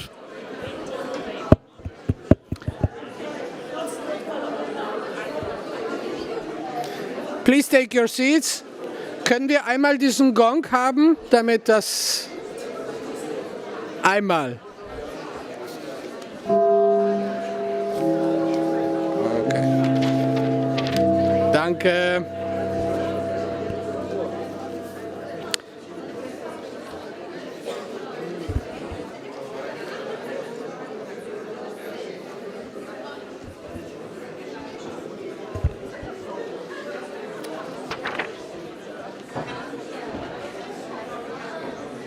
So, good afternoon, everyone. Please take your, good afternoon, sorry, it was too loud. Good afternoon, everyone. Please take your seats for this last panel of the day, but it's an important panel because this gives us the direction and the basis for the discussions tomorrow. You have probably seen that this conference is associated with the term science diplomacy, and probably that's why I'm here, because I've been recently nominated in the European Commission's group on science diplomacy, and by unfortune I'm responsible for drafting the definition of science diplomacy, which is not so easy. We are just at the very beginning with our working group. But it's obvious that science diplomacy is something very vague and something new and something organically developing. And why is important for Ukraine? Well, because we are going to discuss a lot today about future prospects. But also, you cannot really discuss about the future by ignoring the present. And with that, I don't want to refer to the military side of what's going on right now in Ukraine, especially in these days. I know you're following very closely your information channels from Ukraine and from abroad. But I would like to talk about, as realistically as possible with some extraordinary guests that we have today with us on the panel, about what's happening and what could happen in the future and what should happen in the future.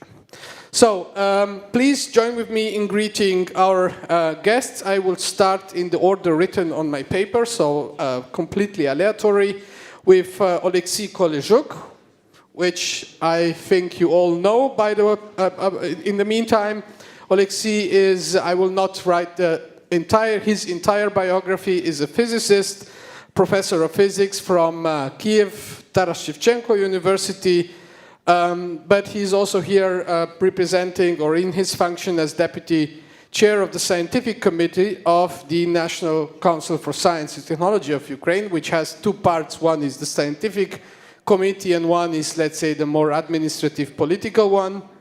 And he's also part of the Philipp Schwarz initiative as a fellow at the University of Mainz in beautiful Rheinland-Pfalz. Yes, a round of applause, please. Next one is Andriy Luzhetsky. I hope I said it right. By the way, I know one Slavic language. This is Serbo-Croatian, but it's not completely, but very different from Ukrainian. Andriy with us, joining from far, far away, Saarbrücken. It's on the opposite part of Germany. Professor of Pharmaceutical Biotechnology, University of the Saarland, and he's also at the Helmholtz Institute for Pharmaceutical Research. But Andriy is today with us. You heard the speech of Armin Reinhardt from today in the afternoon. He's one of the coordinators of this course of excellence, German Ukrainians, which is called Center. It's about natural products research and their application in biopharmacy, pharmacy in general. I think it's a very interesting topic about how to better use natural products, and I'm delighted to hear more about that. A short round of applause. Thank you for coming. I know you're very busy. With us today, Susan Stewart. If you watch television, you saw Susan a few times giving interviews on Ukraine, one of the leading experts from SWP, which is Stiftung Wissenschaft und Politik. It's the German think tank on Institute for International and Security Affairs, but it's a very influential think tank for German foreign policy. I'm happy to have you with us. A short round of applause. Thank you. And last but definitely not least, Shama Shahadat, professor of Slavic literature and cultures from the University of Tübingen, also my alma mater, and she's also a member of the Heidelberg Academy of Sciences, and also an expert on Ukrainistic. How to translate this? Ukraine studies, or it's difficult to translate Ukrainistic in English. No? Ukraine studies. Okay, but it sounds very special in German. Ukrainistic. One of the few experts, and she will tell you more why. Thank you. Also a short round of applause for her. I don't want to speak too much. We will do it like this. We will have a first round of inputs from our keynote panelists. And afterwards, yes, I forgot, sorry, apologies. I forgot to welcome the people who are online with us, joining us. I see you now. I would particularly want, I know you all. We saw in different constellation. I would like to greet Gana Tostanova from Taras Shevchenko University. We were conversating about many things. Igor Taranov from Horizon Europe office in Ukraine, just recently opened. Mikhail Leshenko, schöne Grüße, our science lead in the German embassy in Kiev. And the last person, sorry, I don't see your name. Maybe you shortly. Anastasia Semachova, Young Scientist Council at the Yes, Ministry of Science and Education of Ukraine. Thank you and welcome with us today. So, we will have a short round of introduction from our speakers. Then we will have some comments from two persons. One is Mikhail Leshenko and the other one is Alexandra Antoniuk, who you also know. Alexandra, nice to have you today here with us. And then we will open a Q&A. And please ask questions. Yes, because we want to have an animated discussion. And we will start with the first topic, because we said we want to focus also on what's happening right now in the Ukrainian scientific system. Oleksiy, you want to share with us your input on that? Yeah, thank you, Dr. Brujan. So if we talk about current challenges in the academic sector in Ukraine, so certainly you know all of them, but still I will give some summary. First of all, we think about difficult working conditions, and this difficult is a very wide range of difficult, from being in frontline cities like Kharkiv, Kherson, or Sumy, to even relatively safe Kyiv, where air raid alerts interrupt teaching, and there will be threat of blackouts throughout Ukraine this winter, probably. So you can imagine that this is some obstacle for normal scientific work.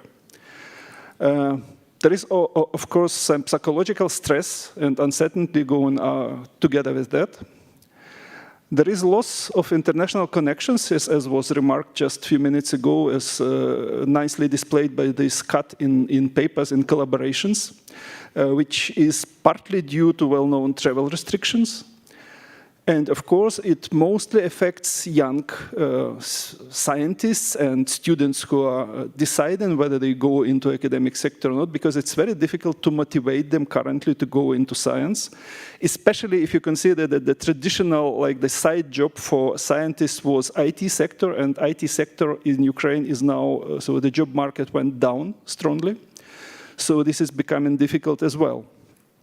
And of course, any war is a shrinkage of resources, which are concentrated on priorities, and that means that resources, that funding for research and education goes down.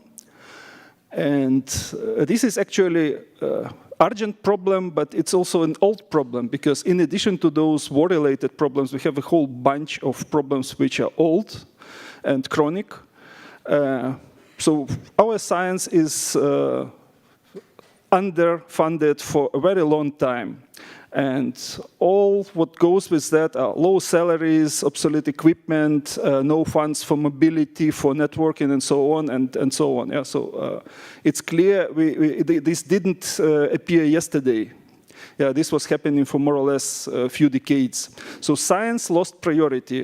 Basically, one of the problems of Ukraine is we kept old Soviet system of science with a few cosmetic alterations. And when this system lost traction in the sense of, so there was no powerful military who would be the source of orders, so to say, for science, then this system gradually decoupled, and it lost trust of policymakers, it lost priority, then it got underfunded, and it is in this state for a very long time. And now we have a big problem, like if we want to make science great again, then we have to restore this trust. We have aging workforce, of course, which goes together with the low prestige of the profession. And this problem is currently aggravated by demography. We have just not enough young people generally, and not only for science, and then respectively even less less inflow of young people into science. We have underdeveloped system of, let's say, competitive funding. So there are not so many career paths and opportunities for, let's say, a young fresh master student who decides whether he has to go into academic sector or not. Then, okay, having this gloomy picture, let's ask ourselves, so what is being done by policymakers? What is the reaction to all those problems? So actually, if you look at what is happening in our academic sector now, a lot is happening. So with this huge problem of restoring trust in our science system, the first maybe priority of the new team of Ministry of Education and Science last year was to rehaul the research evaluation system. This process is still in the works because it's not easy. The aim is to develop a decent performance-based system of basic funding, which formally exists now for universities, but the amount of funding which goes into this channel is just ridiculous, so it was not doing any impact. Then we need to change, it is already happening, so the way the state funds higher education is radically changing now. So we pass now from the system of, like, the state was simply paying some number of student places at the university to the system of so-called educational grants. And the state is going to prioritize areas where it wants to pay, let's say, 100% for education, where it wants to pay 60%, and where it wants to pay 30%. Another very painful issue is we simply have too many universities. It was more or less clear for a long time, but we were postponing this reform. Now we are forced to do that. And this is, of course, so-called optimization of the network of higher education institutions. And you can imagine this is very painful, because that means that when you, when you unite 2 or 3 universities, then that means that some teachers, some professors are going to be left behind. And there is an unspoken shadow on the horizon that the same optimization is threatening the system of research institutions, because of lack of funding and so on, and lack of trust and all this snowball of issues. So the lot, this lot which is happening is still not enough, because the first problem is you cannot really do such a fundamental reform of academic sector without injecting additional and large amount of funding into that. And currently, as you can imagine, Ukraine has problems with, you come to the Ministry of Finance and say, okay, we need to double the amount you give for science. No way. So that means we have to find some source of incentivization of this reform, and this source is forced to be external.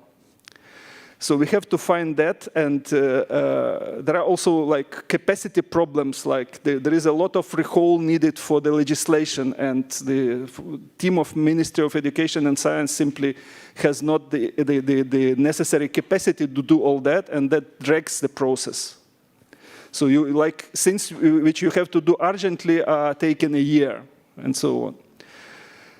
And this is actually a big challenge that because Ukraine was postponing reforms in the academic sector for so long, now we have the painful coincidence that we have to go through this process during the war, where the state is bad without that. Yeah, so that, like, 2 problems coming together. Well, there is a separate sector when we speak about displaced scientists, displaced professors, displaced students and pupils. There is a lot of problems in this field, as you undoubtedly know. The first problem is uncertainty, and the general uncertainty comes first of all from the fork. You are living 2 houses, so to say. Yeah? So most of us have some activity here in Germany, and we try to keep some activity in Ukraine. This is difficult even for researchers when you're doing some serious science and you are doing serious teaching, because in Ukraine we teach a lot. So if you count the hours of German professor and hours of teaching for Ukrainian professor, that's very different number of hours. So that's simply difficult. But it's less difficult than for students. I mean, imagine secondary school pupils who have to be enrolled in school in Germany. They try to keep their enrollment in school in Ukraine, or students of the university. So I have personally observed several examples of people like try and live 2 houses, and the end is always the same. You have to drop one. You cannot, this is not manageable. And that's a big, big problem. And of course, if we now speak about experienced scientists, there are different set of problems which were discussed a bit before, like whether you stay in academic sector, whether you are content with receiving temporary grants for 1 year and then another year and then another year, because the chances of getting permanent positions are slim, whether you have to go to industry or what do you do with your life generally. Yeah? So some big breaks. So what can be done? Maybe some I don't know, some ideas to make sense of that. maybe it makes sense to create some programs, specifically networking programs, which would involve the German host, the displaced scientists which are here at the German host, and Ukrainian team. And then the Ukrainian team, for example, can get some remote fellowship, so they remain in Ukraine and they work in some meaningful way with a German host, and they involve those displaced scientists. And that keeps, that keeps some lifeline to Ukraine and leaves options open, I would say. If we speak about students, of university students, then there might be some solution like to push for some sort of double-track agreements between German universities and Ukrainian universities about some simple procedure for mutual recognition of earned credits. It's like we understand that the structure of educational programs at German university and at Ukrainian university might be very different. And the current system, it just requires, it looks at the courses, okay, we don't have the equivalent of those courses, so they are not counted for you. But you can do some, you can find a bureaucratic way to realize that. You can find, like the German block will be something like the student choice block in the Ukrainian program. And then to simplify that process. I don't know what to do, honestly, for pupils for secondary school, because that's most difficult. I think you should provide some connection line to keep connection to Ukraine. I don't believe in Sunday schools, I must say, yeah, because there must be something more modern and not encroaching on your free time. Maybe provide some electoral courses in disciplines which are connecting to Ukraine, like Ukrainian literature, history, and so on. Well, I don't know. Those just some fast thoughts. Probably I stop now. Yeah. Thank you. Thank you very much for this first input. We will have just a quick question, and I would like a quick answer. I know it's going to be difficult because you pointed out realistically the mountain of problems that you have, and that this mountain is not from now, but it's from the past. But being a geoscientist, I know each mountain has the top. So which is the top priority in your eyes right now? Well, funding, I think, obvious. So it's all about the money again. Of course. Let me ask you one more question. Okay, it's about funding. Do you have the feeling that our area of education, research, and science has enough attention when it comes to the whole reconstruction discussion right now? Yes, I think that's the whole point of making science great again. Because if we realistically ask ourselves how this big reconstruction and prosperity can happen, I simply do not see any other way as seriously take science seriously and invest into science and innovation seriously. Yeah. We need to convince the politicians about that. That's the problem that we have. Thank you very much. This is a good connection to the next speaker. And Andrei, I would like you to give us, from your research-oriented perspective, you can do it from the pult, an outlook on the future. Where do you see possibilities for the future of bilateral German-Ukrainian research? So we are talking about the bilateral connection. Yeah, thank you very much, Bojan. Thanks for the invitation. Before I start, a positive disclaimer to the first speaker in previous session. You will see in the next 8 minutes that even with bad English, it is possible to become a professor in Germany. So. You all speak bad English. I just need to learn even to make it perfect. Yes, thank you very much. Sehr geehrter Professor Schlögl, dear ladies and gentlemen, дорогі друзі і колеги, I'm very privileged to be here today as a product of German-Ukrainian cooperation, as a subject of this as well. And I would like to turn our discussion a little bit in historical perspective, because German-Ukrainian cooperation before Revolution of Dignity has rather cosmetic character, I believe, so on level of diplomatic politeness, and then it's really intensified very strongly. And after full invasion of Russia, we experienced a huge allocated costs from German government, German stipends, organizations, foundations to help us.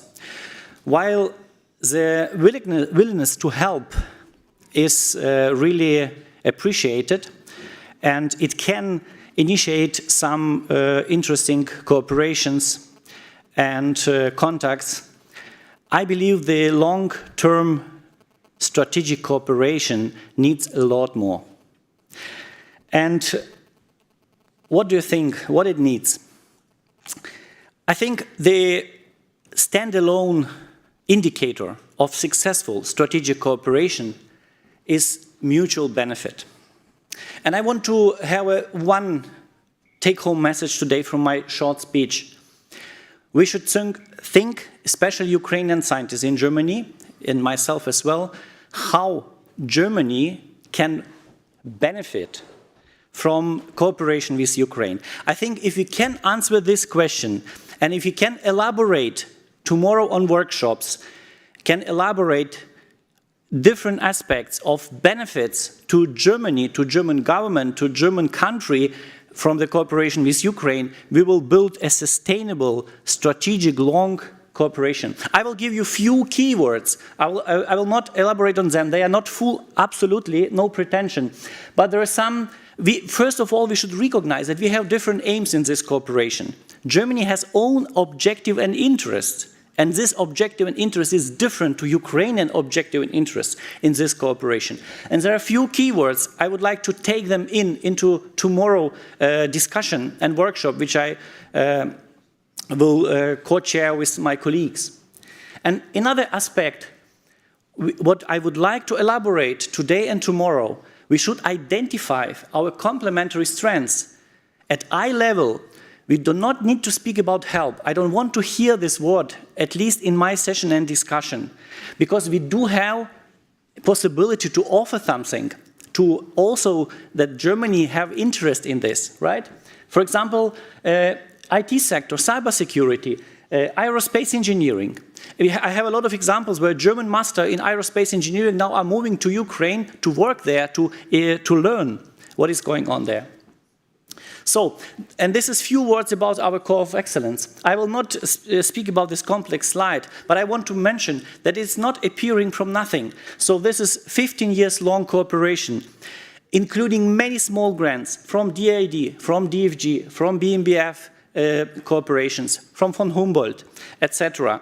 And this is only then you can build a sustainable core of excellence. All these companies, the big companies like BSF, like Roshan, Evonik, they are willing to pay. They are not just writing letter of intent. They are willing to contribute financially to this core of excellence because they see their benefits. And when I was discussing with colleagues from these companies, for example, the stakeholder, my message was, please do not write letter of intent just because you know me, but write it only in case you see the possibility for you and for your company to benefit from this core of excellence. Only then, I think, we can really build a sustainable, long-term strategic cooperation.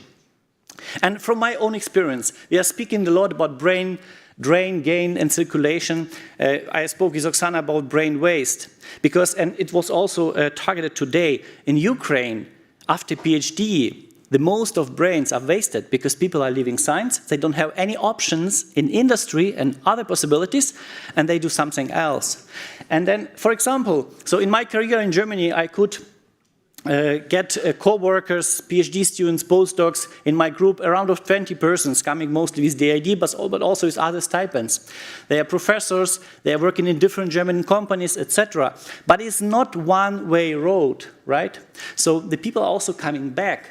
And not because they couldn't find anything in Germany. They are coming back, they are founding the companies, like, for example, Explogene. They are getting a lot of millions of private funding into research and development, and this is what we should aim for, to build on. And there's not to just left you without the names. This is our two scientific directors of our core of excellence. Both were working in Harvard Medical School. Both were working in Germany, in Helmholtz, and in Saarland University. And both decided to go back and to build an excellent cluster. And then I think this is the future. Even not all of you will go back. This is life, of course. But I think with bringing back money, with bringing back investment and our knowledge, we can really, in a sustainable way, to help Ukraine to build a new system. Thank you very much.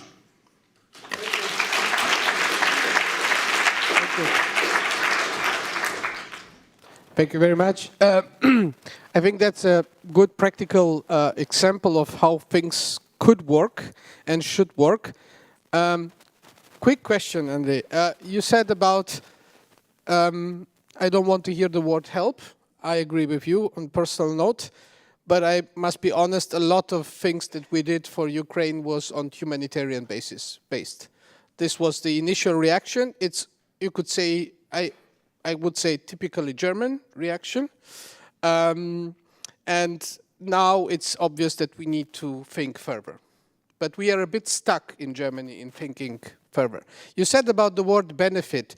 What do you think is the most important condition to achieve this benefit? Because it's also some kind of transactional relation. If you want to bring to it, identify the mutual benefit. So, please, yes. Yeah, thank you very much for the question. I didn't criticize German willingness to help at all. So, and this is very natural, absolutely natural as a first reaction, and we are very appreciating this. But what I want to say, after 2 or 3 years, this will stop just because Germany cannot afford it. So we should appreciate it now, and now we should think how to build it in a sustainable way. So this is a first remark. Concerning the next seed of excellence or the areas of growth for both, I believe there are many. I'm not really pretending exclusively to list them. But we see, I would come from listing or thinking on problems which are coming now already or are already in Germany. For example, you all probably experienced antibiotic shortage for your kids last 2 years when you were running in pharmacy stores to find something simple. And this is, of course, need to be changed. And I think, for example, in these terms, Ukraine is an excellent partner. So I'm doing a lot of activities now in this direction in order to make an innovation in production of, for example, pharmaceuticals in Ukraine, because exclusively all API, all pharmaceuticals, nearly all are produced in Asia. And it's a huge problem because we see if we share these technologies with countries which are not sharing our values, they are turning this to weapon. And we experience this with gas. Without gas, we can still somehow survive. Without antibiotics, no. Therefore, for example, I think if we would build the capacity, innovative businesses in Ukraine, of course, now it is very, very hard. I think this would be a next area of growth for Germany as well. Mm. Thank you very much for this interesting perspective. Also, because many of us working in the scientific organizations, we talk with our people, and it's very useful for us to bring in practical examples. Because I often have the impression that the discussion is very trocken, it's called in German. It's very dry. It's a lot about artificial concepts. And you said something, Germany will probably not be able to pay that much. We see this in different aspects. So it's obvious for us that the whole Ukraine relationship has to be embedded in a wider international context. I'm looking to Susan, and I hope you can give us some hints that we could understand. I work with diplomats, and I know there is a lot behind what we see as normal citizens in the news, a lot of context that you could possibly bring us closer to when it comes to this EU prospect of Ukraine. What it means and how can people like the ones sitting here shape somehow, or is it completely, abstract also in terms? Yeah, okay, thanks a lot. I want to divide my comments into 2 parts. One is more about how I see the EU-Ukraine accession process going along right now. And the second one is what you mentioned about shaping the process and how researchers working on Ukraine, including in particular Ukrainian researchers in EU member states, can potentially help to shape the process. And I'd be interested in your thoughts about whether you see that as realistic.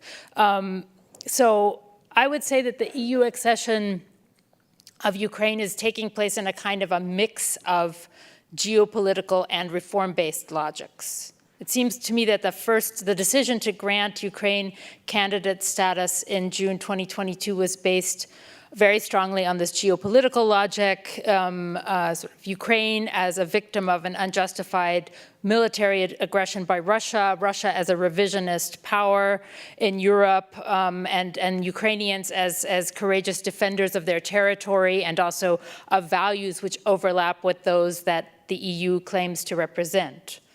But that very quickly things kind of reverted to this more reform-based logic where you see already in these 7 steps that the European Commission specified for Ukraine to fulfill before negotiations could be opened about accession, that's already going back to this logic of reform, sort of Ukraine performs on reforms, and then the accession process moves along. And but these steps were not just sort of reforms like on the spur of the moment, but they're embedded in this longer-term reform process that Ukraine has been going through, which is linked to the association agreement and the DCFTA, the Deep and Comprehensive Free Trade Agreement with the European Union.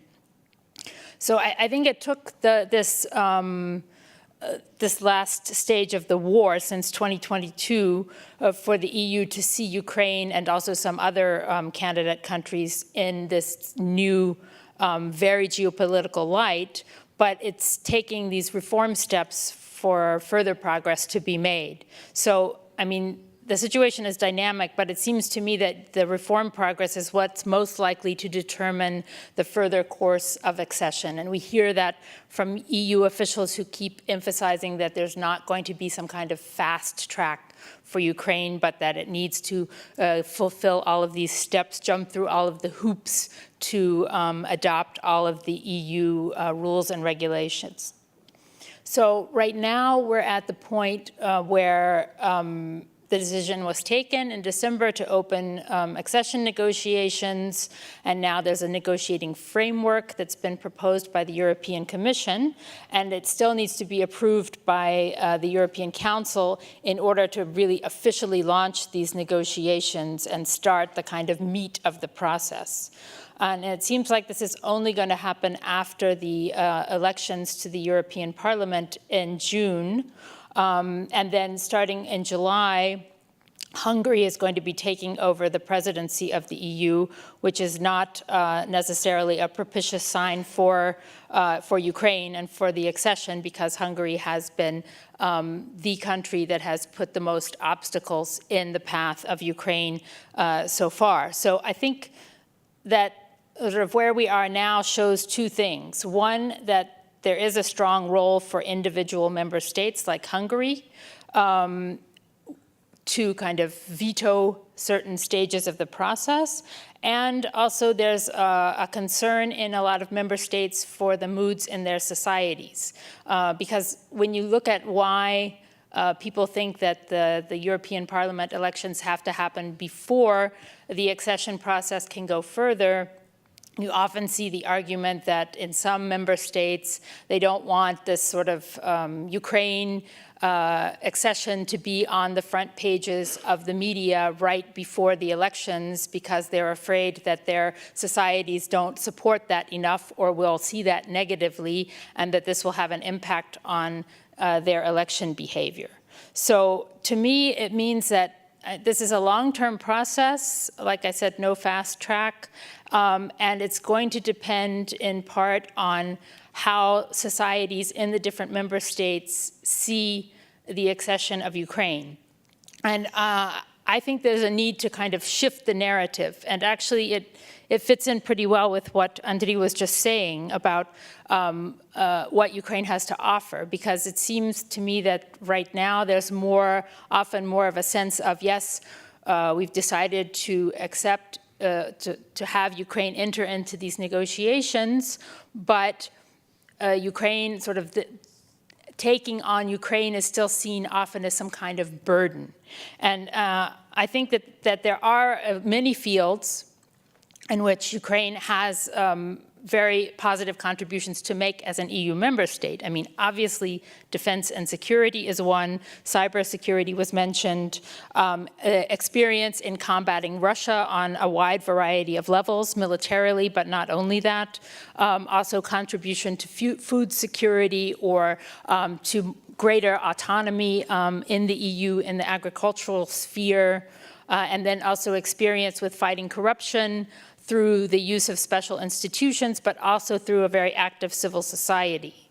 So I think there are a lot of fields where there are these positive contributions, but they're not present in the current debate. And it seems to me that that's where researchers, particularly researchers from Ukraine who know the Ukrainian context, who are working on developments in Ukraine, can be more involved in the discussions in Germany or in other member states. Probably the narrative needs to be tailored to fit the context. Like in Germany, it might be more about talking about fighting corruption, the cybersecurity issue. In Poland, it might be more about defense cooperation. I think both countries would be very interested in the economic opportunities of reconstruction. But I think that a lot more sort of results and kind of arguments based on research need to be made to convince elites to some extent in member states, but also to contribute to the debate within societies, because when it gets to the point where the question is posed about whether or not to accept Ukraine, the question of how societies feel about it is going to be very relevant.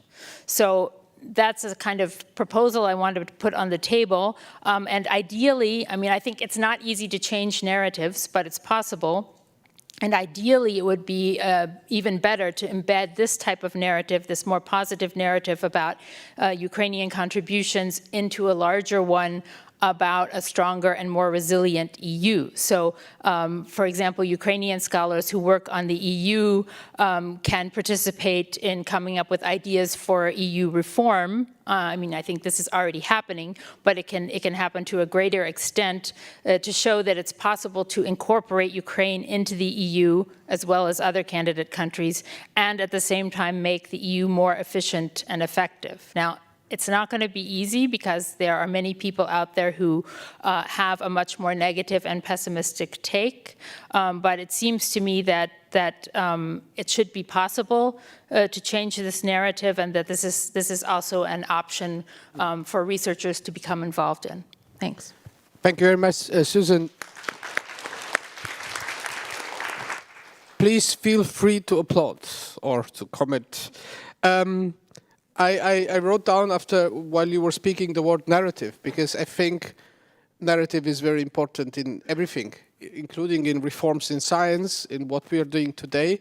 And I think that our Ukrainian friends know how to deal also with the hybrid war, which is also a lot of manipulation of narratives and information and fake news. And, you know, you develop some kind of robustness and resilience when it comes to misuse of narrative. But why not use it positively, like you said? I think we should be more proactive in terms of shaping the narrative on Ukraine. And my question to you is, knowing the examples of the Western Balkans and Turkey, it takes a long time. Do you have a magic solution to make everyone understand that you need to be patient and, you know, you need to follow the track? Because it makes you very tired as a society to wait that long for concrete results. Yeah, I don't think there's a magic bullet. I mean, I think there is at least there's awareness in the EU because of what has happened with the Western Balkans and Turkey, that it's very problematic to have that happen again.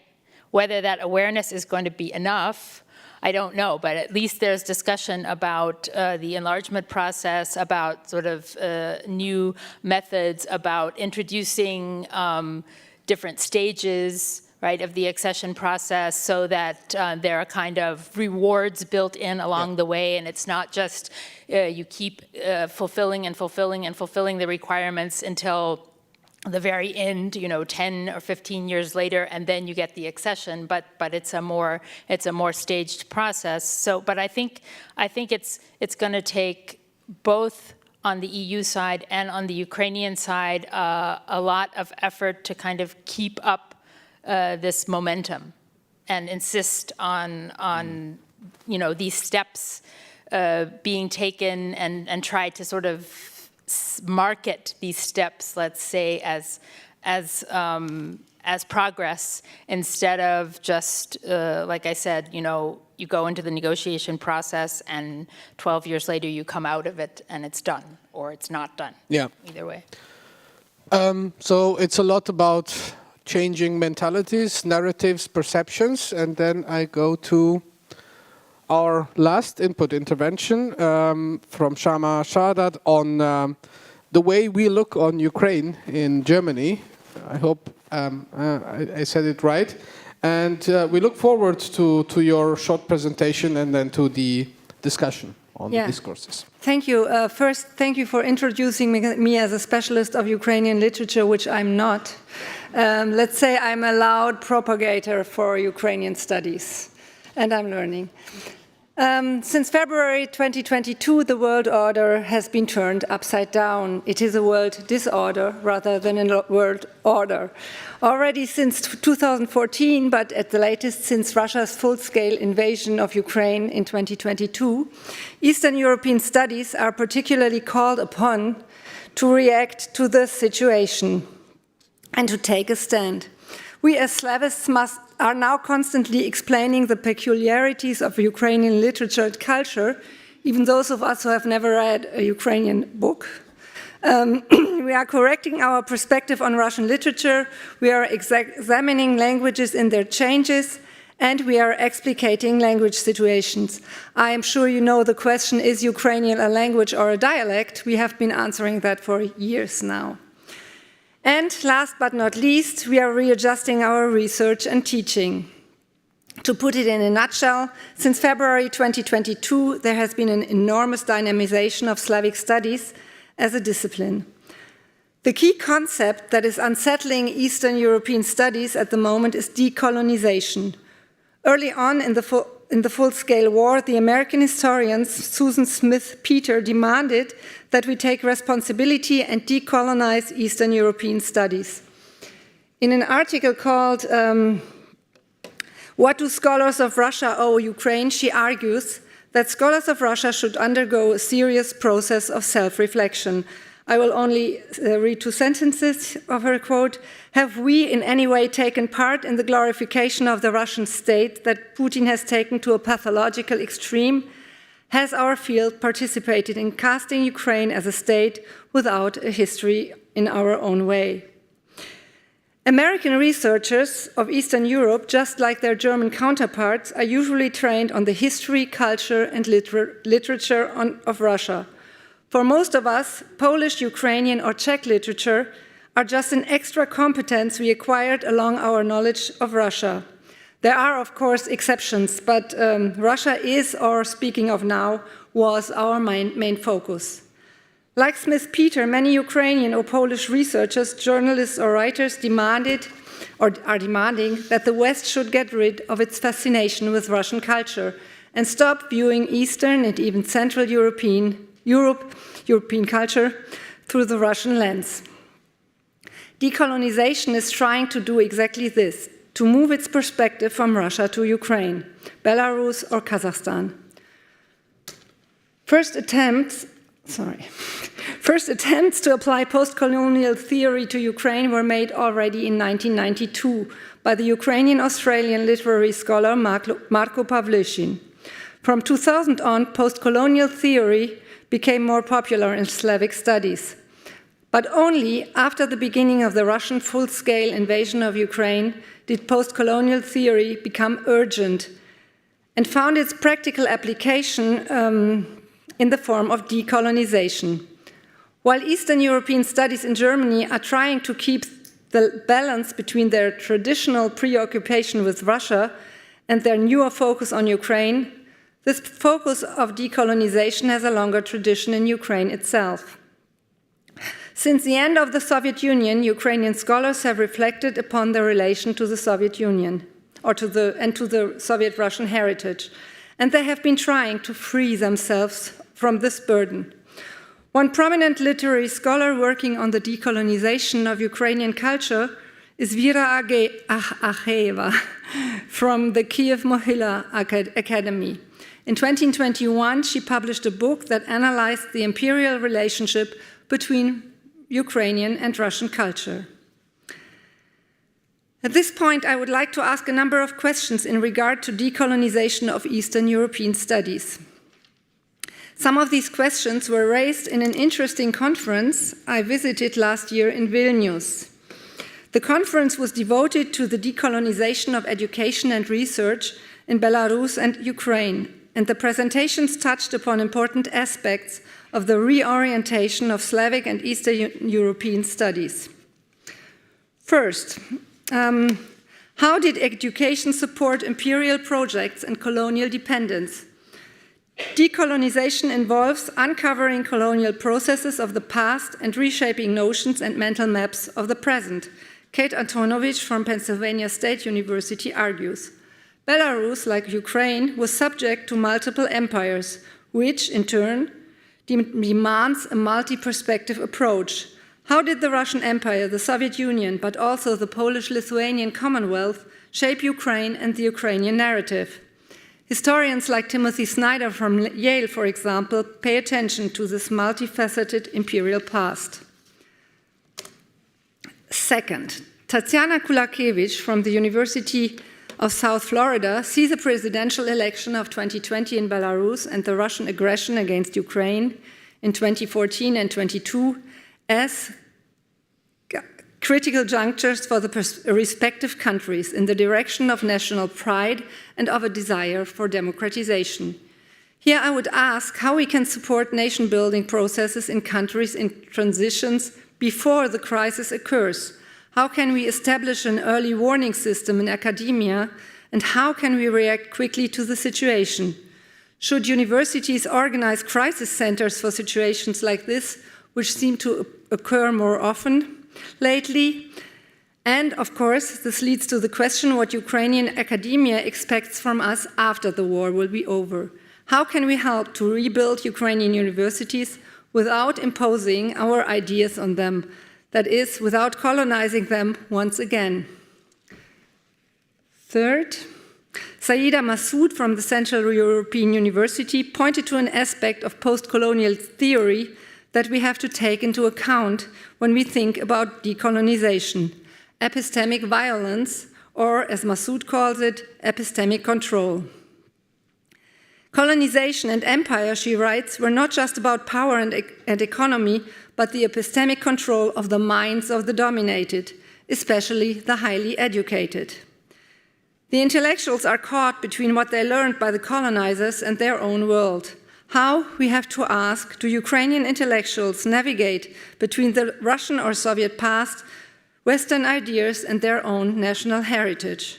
Anton Saifuleu from the University of Warsaw sees the danger that Ukrainian intellectuals experience, quote, a reverse dependence on the West in discursive terms. And the last question I want to pose, and which is especially important for us, how to ensure the long-lasting interest in Eastern European studies after recentering them. Olena Chilko from Comenius University in Bratislava warns, while decolonization of Eastern European and Russian studies with recentering to less visible silent states is inevitable, the risk of normalization and return to a traditional study of the region via the Russocentric lens will surge as soon as the war ends. Let me summarize. Decolonization is a question of education, and intellectuals from Ukraine, as well as specialists on Eastern European studies, have to undergo this process. I would argue that the Ukrainian and Belarusian intellectuals have been working on decolonizing their own approaches for decades, distancing them from the epistemic violence they experienced. On the other hand, intellectuals in the West have started this process mostly belatedly, and we have to take care. We have to take care to see these processes, to listen to you in time, and not to return to our old ways of thinking when the war will be over, not succumb to the risk of normalization and return to a traditional study of the region. I want to add one thought that made me uneasy during the decolonization conference in Vilnius. Most of the presentations were either in Belarusian or in Ukrainian, which absolutely makes sense if you have a conference on decolonization. However, even though I know Russian and Polish and a little Ukrainian, it was very hard for me to follow. It will be impossible for these highly important intellectual ideas to enter the globalized discourse if they are discussed only in Ukrainian and Belarusian. Should Ukrainian scholars stick to their agenda and speak their language, or should they make a compromise and have their presentations, for example, in English, as we do here? Tomorrow, my colleague Inna Stupak and me, we will like to discuss some of these questions as well as others in a workshop session. Thank you for your attention. Thank you. Thank you very much. We could talk a lot about this this aspect, and it's very good that you pointed out some of the issues. And it seems to be, one thing is common for all the presentations, to find a common language, which is not easy. I know from former Yugoslavia we speak a single language, but now we speak 5 languages. So it's the same. Anyway, that's a different story. And I think you pointed out something which is also very important in the German context for our Ukrainian colleagues. To understand what that means, we have Ostdeutschland and Westdeutschland, and we seem to have, even after 30 years of living together, problems of understanding each other. Just have a look at electoral results in Western and Eastern Germany, and we speak the same language. Do you have the feeling that there is a true shift when it comes to listening to each other on an equal base, based on respect and empathy and appreciation in the intellectual discourse? You mean the German and the Ukrainians? No, the West and the East of Europe. Well, I hope as Slavists we have always listened to the Russians and to the Ukrainians, and we have to change our way of listening, because now we are not listening to we are listening to the Russian opposition, but not to Russians, and we are listening to Polish people.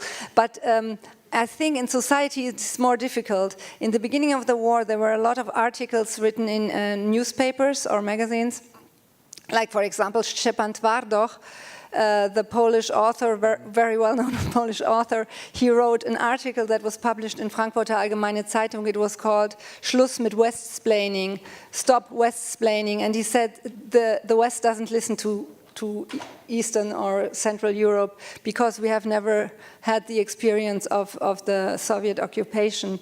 And we think the West thinks that they know more about Russia or Poland or Ukraine than they do. And this is a problem I think all of us face in everyday life as well. And that's why, as scholars of Eastern European culture and literature and history, we are organizing conferences, lecture series, readings, interviews, giving interviews. We are very, very busy since the war started trying to explain. But as always, I think often people only listen to us if they already have the same opinion. I don't know how many others listen. I mean, that's a general challenge that society, only wants to listen to the thing they are already convinced about when it comes to climate change and other things. It's a wide topic, but I'm very glad that we are somehow starting and keeping it. It's not going to end this year. It's going to take probably many, many years. Sorry to say that I cannot get rid of an image I saw in the London Underground when after the war started. There was a caricature of Europe in London with as a big table with a lot of food on it, and somewhere in the back there were some poorly dressed people eating with the hands and said, "These are our Eastern relatives." I'm still shocked about that, but somehow I find it funny. It's British humor, but I think it summarizes, sometimes the ambivalent relationship that we have between the West and the East in terms of intellectual discourse. Can I add something I didn't say in my talk? I really want to thank all the Ukrainian researchers who are in Germany, because for us as Slavists or as Eastern European historians or whatever, we really need you because we ourselves don't know enough about Ukraine or Ukrainian literature. And my colleagues who are guest researchers at our institute, they teach part of our syllabus, for example, when it comes to Ukrainian literature, which we don't know. And we learn so much from you, and we are really thankful for that. Because we were seeing, yeah, you can applaud. We said this before, many of people in Germany and even scientists were seeing Ukraine through Russian eyes, basically. And this has hopefully changed. Okay, we will have the possibility to discuss this also around dinner. This is a big topic. I would like to invite Alexandra Antoniuk to join us here on the panel and to have just a short. We have also a special chair for you. A short conversation about your feelings about this panel, and you're completely free to choose the topics you think are important. First of all, thank you very much. I should say I'm impressed. I'm impressed by the conference, and I'm very impressed by the topics that raised during this discussion. Maybe I will start with my private story. Once of my trips here and here from Ukraine to Europe, I met a person we spent the whole night in airport. She is musician. She's fly from Italy, I don't know, to some other place in Europe to make concert on Ukrainian pieces. And we talked about our life. I said, I remain in Kiev, in Ukraine. This was my position. I would like to stay there, and I don't want to use any possibility. And I see that she felt herself, okay, I should leave. And she tried to express me why she left Ukraine. And I felt that it's very important to say her that it doesn't matter where you are. It doesn't matter whether you're staying in Ukraine or you're abroad. You are doing everything impossible for Ukraine to help. It doesn't matter. And scientists who are now here, who are employed in different universities, as you started from the very beginning, they are ambassadors of science. And a lot of things that I heard, for example, remote distant work, on the previous panel discussion was raised. This question is really very important, but it is not the question of communication between two ministers. It is much deeper, since remote work is in our legislation on trade, and to change the codex on labor market, it takes time. So I investigated this question from the very beginning. I understand that to keep Ukrainian abroad, any connection with Ukraine, we need to give them opportunity. But unfortunately, it takes time. I'm very thankful to Alexei. He made a very beautiful picture that in Ukraine is happening a lot of things even now during the war. But a little bit what I was shocked in the whole discussion, not because of Alexei was said, the word after war. So there is no after war, actually. And I like in the morning panel discussion that one of the highest officials has said, I was in Ukraine, and when I see that Ukrainians still continue doing now during the war, and it is important message, I should say. Are you sure that there will be after war? So, do you think that even if we stopped shooting the weapon, there will be after the war? It seems to me it goes to Shama has said about the narratives. We have a big country on north of us, of Ukraine, and it remains. Even if we stop shooting for a moment, who said that it will not repeat it in a while of time? They really need some time to recover. That's why, for me, the question that Susan has raised about the integration of Ukraine to European community, it's a question we will do this. We, civil society of Ukraine, it's our choice in 2014, and response to our choice is an open aggression, actually. And that's why it's a question of security for Europe. Whether you would like that the border of the democracy will be on the west borders of Ukraine or on the east borders of Ukraine. So this coming back to what Andriy has said, I am now leading in Ukraine the project which is named Science Park Academy City, and when I negotiate, so the question how to make Ukraine science-based economy. Only in this way, science can support economy and support further development of Ukraine. And when we conduct negotiations with the partners, of course, we should first think about the interest of the partners. And after that, we can provide our interest. So I support very much this idea. And we Ukrainians who are, doesn't matter of what part of the border there or those, I think we all choose the democratic values, and this is the most important. And I should say that I'm happy of Germany. They had a very fresh air and new blood in their societies, and I am sure that you will see this activate your internal German life.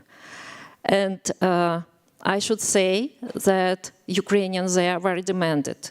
Our government knows this very well, that we are never satisfied.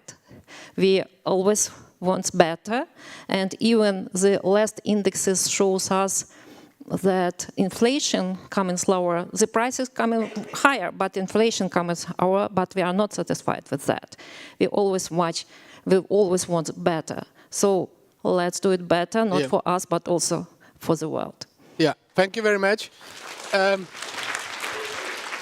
I enjoy speaking to Alexandra because she does so many things, but she's a positive person. And I think in this, in this very, very challenging situation, and I didn't want in this panel to speak a lot about the war, about reconstruction, about militarization, because, as you said, this situation in Ukraine is not new. It's going on at least since when? 2014, more or less. But we, in Western Europe, tend not to look when, many people think Ukraine or, I don't know, Moldova are like 6-7 flight hours from Berlin. That's not true. So I will just say one comment short. Geography is there to stay. So we will also need to find the possibility to start doing things now and not to wait for, I don't know what and who. May I have the colleagues in the back office, Mikhail Leshenko with us. I see you right now. Mikhail is, for us, for the German research organizations, a very important person because he is our contact liaison person in the German embassy in Kiev, stayed all the time there. And he is something that was was here mentioned before, I don't know exactly by whom, a translator between Ukraine and Germany in research and innovation, and we need this translation. Michael, would you like to comment on what has said, and again, conversation style, and please pick the topics that are most important for you. I hope you heard this. For the invitation, and of course, I have some points to say, to mention. So this conference, this meeting of the Ukrainian research diaspora in Germany is very interesting for me because it was a snapshot of the situation which they are living there in Germany right now.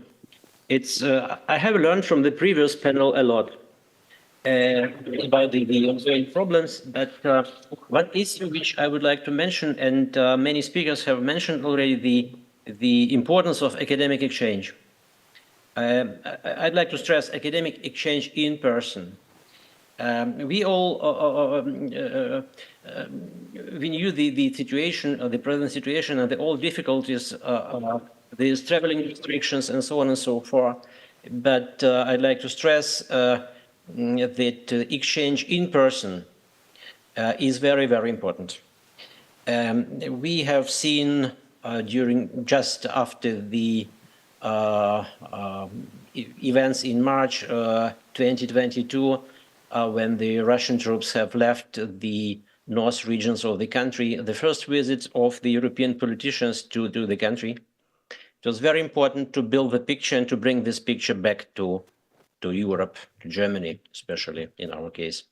And I think if researchers will travel to Ukraine and back, not only German researchers, but also those Ukrainian researchers who are now in Germany, it will bring people together. And this instrument, this academic exchange, could keep the Ukrainian scientific culture alive, could help to save this scientific culture, because these types of connections, personal connections, are very, very important. And I think this is a special role for the Ukrainian researchers in Germany to take this function, this bridging function, this ambassador function right now. It was one point and observation.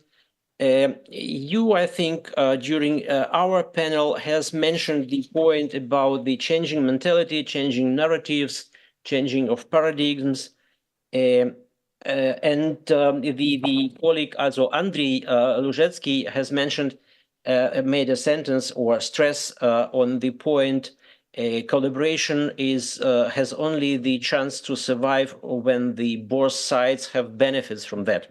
I think it comes together, and it's come together in that point that Ukraine needs special research and special innovation in our days, in our time. I mean the research for defense needs, industrial research for defense and for security reasons, for security needs. Before this war, we haven't talked at all about dual-use research, about military research. It was something outside of our interest, outside of the funding opportunities of the education ministries or of the organizations like Alexander von Humboldt and other who are funding, or DFG in Germany, who are funding research. I think nowadays we hear voices not in Ukraine, but in Europe, also in Germany. Also, we should rethink this approach and should think how could we cooperate internationally in the field of defense research. So it's, I think, a fun of the last time. Mr. Kolezhuk said that in the Soviet times, Ukrainian research has profited from the military complex because many ideas or many projects were funded for that purpose. Years or decades, Ukrainian research hasn't this funds, and that's why no funding, no research. You have asked him what's the main point? Funding. That's about the money. If you will look about spending of the Ukrainian budget right now, the main point in the field of innovations are the entwicklung of special technologies for the defense. And if we are talking about innovation in Ukraine, I think 80% of all innovations are held in this specific field. I don't like to name these words of these devices, but everybody knows what we are talking about. Cybersecurity was mentioned by other speakers in the panel. I think so. This field is the good opportunity for German research, for German innovation, for German companies to join Ukraine research in this field and to find these benefits on the both sides. And one observation of mine of the previous panel, where the groups have done their reports. I think, Lucian, you and the moderator were only males on the stage. All others were women. That's the picture, the snapshot of the present situation, how Ukraine science and not only how Ukraine society lives right now. The half of it outside in Europe, these women with the kids, and the males are here in the country, and they have to fight, and they have to work for the economy. In this sense, the recovery of the country is the idea which unites the both sides, Ukrainians outside the country, Ukrainians in Europe or abroad, and Ukrainians in the country. And I think the representative of our foreign office has said and mentioned the Ukrainian Recovery Conference in June. It's a very important thing because it's an international conference, and we could talk to the international auditorium, and we could raise the issues how rebuild Ukrainian science, how to keep Ukrainian scientific potential safe. And it's the good podium to be there and to present those ideas which we are collecting right now during this meeting, this 2 days conference. I think to the end of my remark, I'd like to mention, you have invited the diaspora or Ukrainian researchers who are already PhDs, doctors, or professors, who are already doing their research, who already finished their masters and bachelors. But as far as they know, there are approximately 200,000 Ukrainian pupils right now in the German schools. Each year, they are looking for the higher education, a part of them. That means that in 10 years or in 5 years, many of them will finish German universities. And that's an issue. How do they feel themselves after the finishing of the master in German university? Do they think about themselves as the Ukrainians or Ukrainian researchers or engineers or German engineers? I think the both sides, not only the ministries, I think it's not a task for ministries, but it's the task for community. It's the task for, let's say, for society itself to address this issue. I personally don't have any idea. So thank you very much again for the invitations. Thank you, Michael. Thank you. You spoke something very interesting in the first year after 2022. We had big difficulties in Germany into finding numbers. In the Alliance of Science Organization, in our discussion formats, we didn't have numbers, but now we know even the number that you said, 200,000 Ukrainian pupils, so skilled pupils are in Germany. I don't want to name the other numbers. There is a big number of people working in education and studying here. And yes, this is a problem that we are not touching. But I can say here, and look, where is Frank Albrecht? We are, I hope, on the right path to present an action concept for the strategic partnership in education and science with Ukrainian institutions. We, that is the Alliance of Research and Science Organizations in Germany. Hopefully we will be able to release this as soon as possible. As a first compass, it's just a compass, because the situation is so unclear and the tasks, like Oleksiy Koleżuk said, are so big and simultaneous, and the number of problems is big. But don't lose hope, because if we lose hope, we can go home, everyone. That's not an option. Okay, not to extend too much, I would like to open the round of discussion from the public, and I will take one question from the online audience as well. If you have any questions to our panelists, please post them and try to make it short. Yes, please. We have a microphone? Yes. It is the one best Russian proverb which cannot be translated in other languages. In language of original, it looks like «хорошо, где нас нет». I think that most understand. This is like necessary conditions. I hope that in German humanitarian journals there will be some restriction for Russian humanitarian papers about Russian writers, Russian poets, and Russian authors. I think this can help us. And I think that, I hope that Russian disappears not only from these journals, and also from my country. And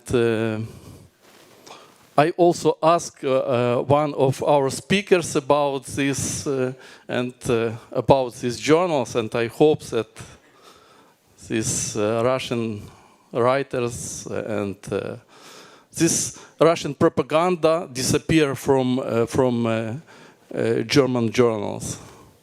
Can I answer? Okay, thank you. I also hope that Russians disappear from your country, of course. And but I will. We are still reading Russian literature. But we are reading it differently. There has been a significant change. Oksana Zabushko, at the beginning of the war, she wrote an article that Russian literature, it's Russian literature's responsibility about Russian literature's responsibility for the war. She said that Dostoevsky or Tolstoy taught us in their literature to have pity with the bad ones, with the criminals, actually. And there was a very heated discussion then. It was all in Neue Zürcher Zeitung. How can it, one Slavist from Fribourg wrote, how can it be Tolstoy's fault that the war has started? But we have actually been thinking about this. We are thinking about this, how literature affected politics and history, and how soft power turned into hard power, and we are dealing with this. But I think we will still work with Russian literature, but also showing the propaganda if there is propaganda. I wanted to mention that the journal I was talking about, where I'm one of the editors, Welt der Slaven, we used to accept articles in German, in English, and in Russian. And since the war started, we don't accept any articles written in Russian anymore, so only German and English, and we're the only one, only our journal that took that decision. So you can blame us, but we're trying, okay? Yes, I think a lot of self-criticism is necessary. Victoria, I saw you. A lot of self-criticism is necessary, and it's the beginning of a longer process. Victoria Gerda, please. I have a short practical question in reaction to what Dr. Michael Lekshchenko said. It's very important to have Ukrainian scholars coming to Ukraine, returning to Ukraine, and especially to bringing Western scholars to Ukraine as well to support. But the question is of liability. Me, for example, if I work in a German institution, officially employed, then I'm not allowed, or I have to go through special procedure to get the permission to go on a business trip to Ukraine. And this is also, it also concerns a lot of Western scholars. They are not allowed to come to Ukraine because it's a red warning level country. So maybe there should be negotiated spaces which are more safer, for example, Transcarpathia or western part of Ukraine, where they are allowed to travel and then meet Ukrainian scholars. Otherwise, it would be very difficult to have those exchanges. Michael, you want to react on this?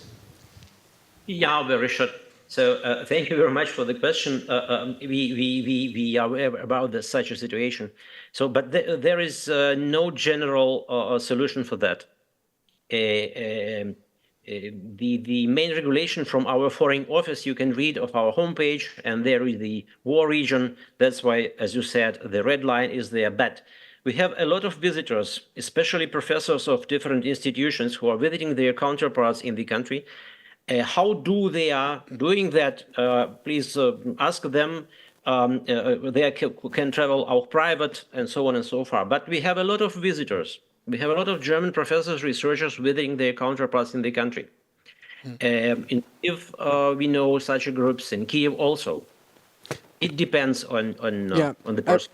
Just shortly, I think you're right about this problem, but in Germany we have a golden rule. For every rule we have an exception, at least one exception. So try the exceptions, and I think it's going to work. This short comment, yes. For professors, it's very easy because we don't need. It's not restricted. We can go wherever we want. It's the people from administration who have a problem because they won't be allowed to go. And I sign for my scientists, or my researchers, so they can go wherever they want. Yeah. So, a lot of exceptions, believe me. I know German bureaucracy. One last question, or perhaps yes, please, here on the right.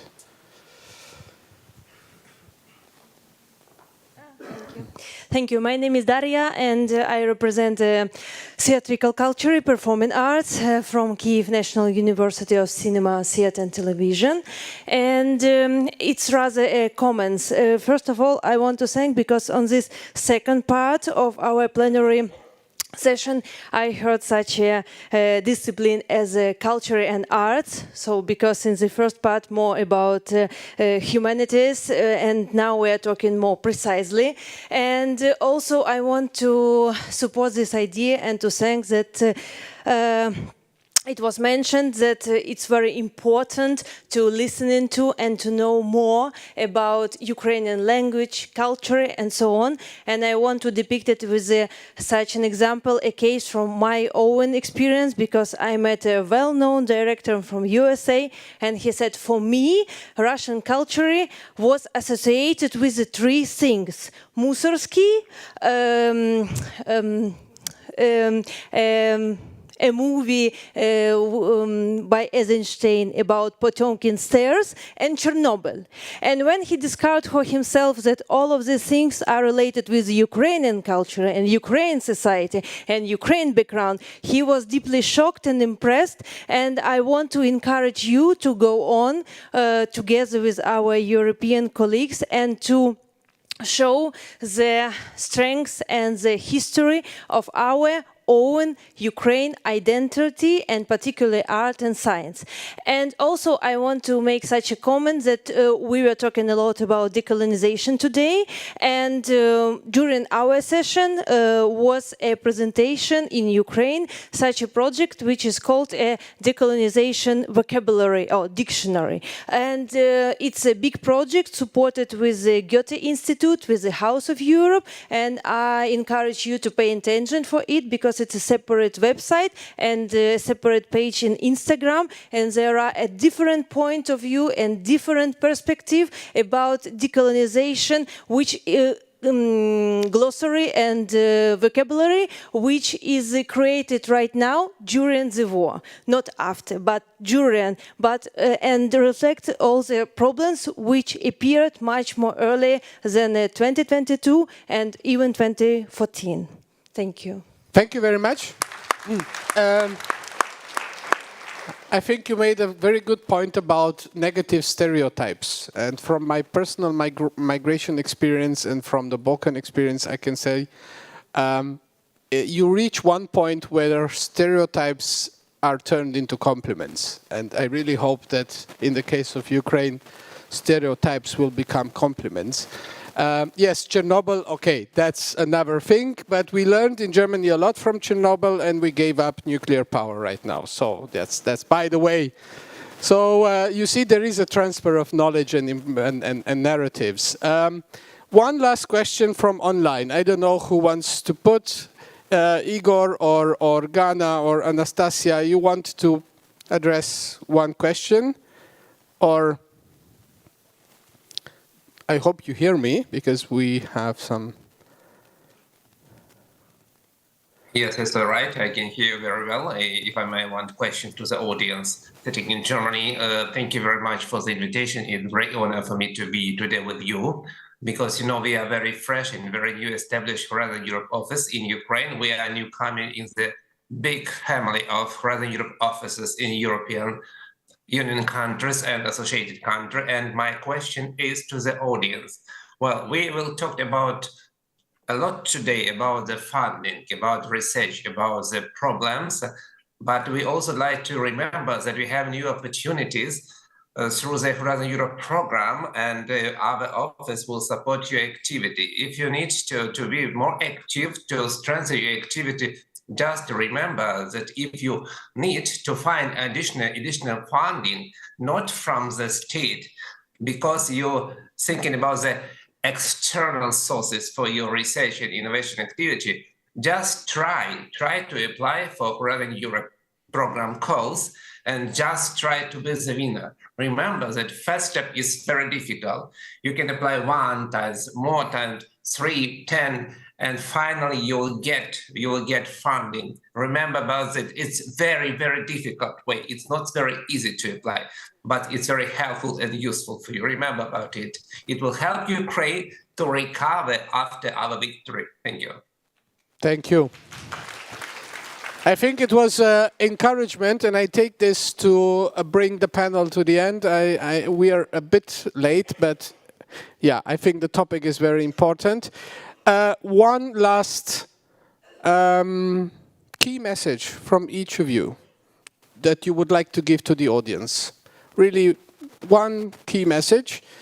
Keep it short again, that would be great. And then, yeah, I will finish with some logistical aspects. I will start from here.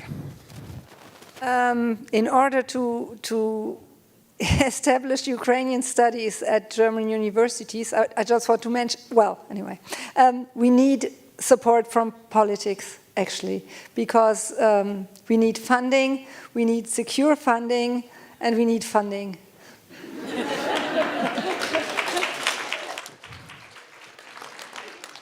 I don't want to disappoint you, but you know, whenever you talk to politicians, especially the ones sitting on bags of money, they say to you, oh, scientists again asking for money. But it's important to say it again and again and again and again, and after 100 times we usually understand. Susan.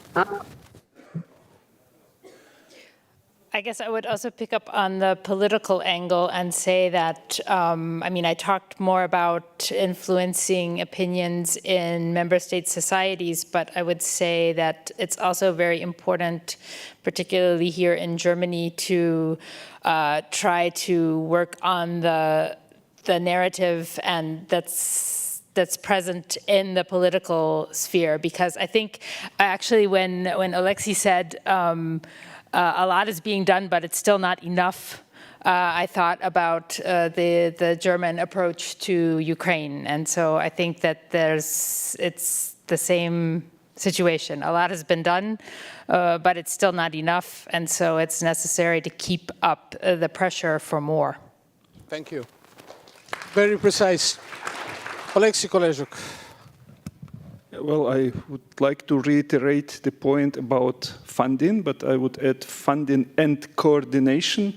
And because the problem which is in front of us is so big, and we are doing that, it's in the most unfavorable conditions.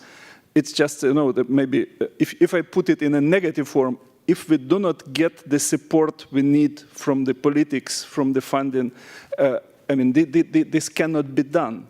This is not realistic. So we have to, if we put this aim, reconstruction, and if we put science as realistically as a driver, then we just have to realize what has to be done and to do that. Otherwise, it's bound to fail, and we just cannot afford that. No, we cannot afford a mission impossible, and failure is not an option. I think we are on the same page. Thank you. Andriy. Thank you very much. It's working. It's working. It's on. Let us put realistic tasks and think on realistic solutions.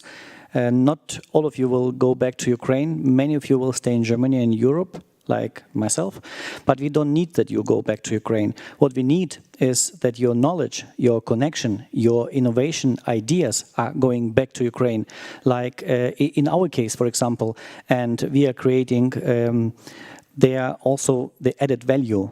And the new generation of scientists in Ukraine will use it, will be thankful for that, and this is a realistic task. Thank you. Thank you very much. If you want a practical example of science diplomacy, this is it. So you are ambassadors of Ukrainian science, and at the same time you're a living bridge between the two countries. This is diplomacy in action. And last but not least, Alexander Antoniuk, please, your key message. I would like to say that people is the most important. People doing changes, people moving, and actually depending on what's happening in people's minds, of that depends a lot of different things. And let us think globally about the world, how it goes on. Without scientists, we cannot win this big strategical war between democracies and authoritarian world. And we, scientists, are responsible for that. Дуже дякую. I will learn Ukraine at one point, but it will take time. Thank you very much. Thank you very much for being here today with us. Herzlichen Dank. Thank you for this first half day, which I think it was a lot of information, impressions, and so on and so forth. Don't want to extend. It's, I know we are thinking about food and about having some drinks, but they're also for interaction. And please talk to each other, exchange addresses, LinkedIn, and all the things that you know. Very short logistical information for tomorrow. We will start at 9 o'clock in this room. So please don't go to the workshop rooms. First we meet here, and then there will be a short introduction.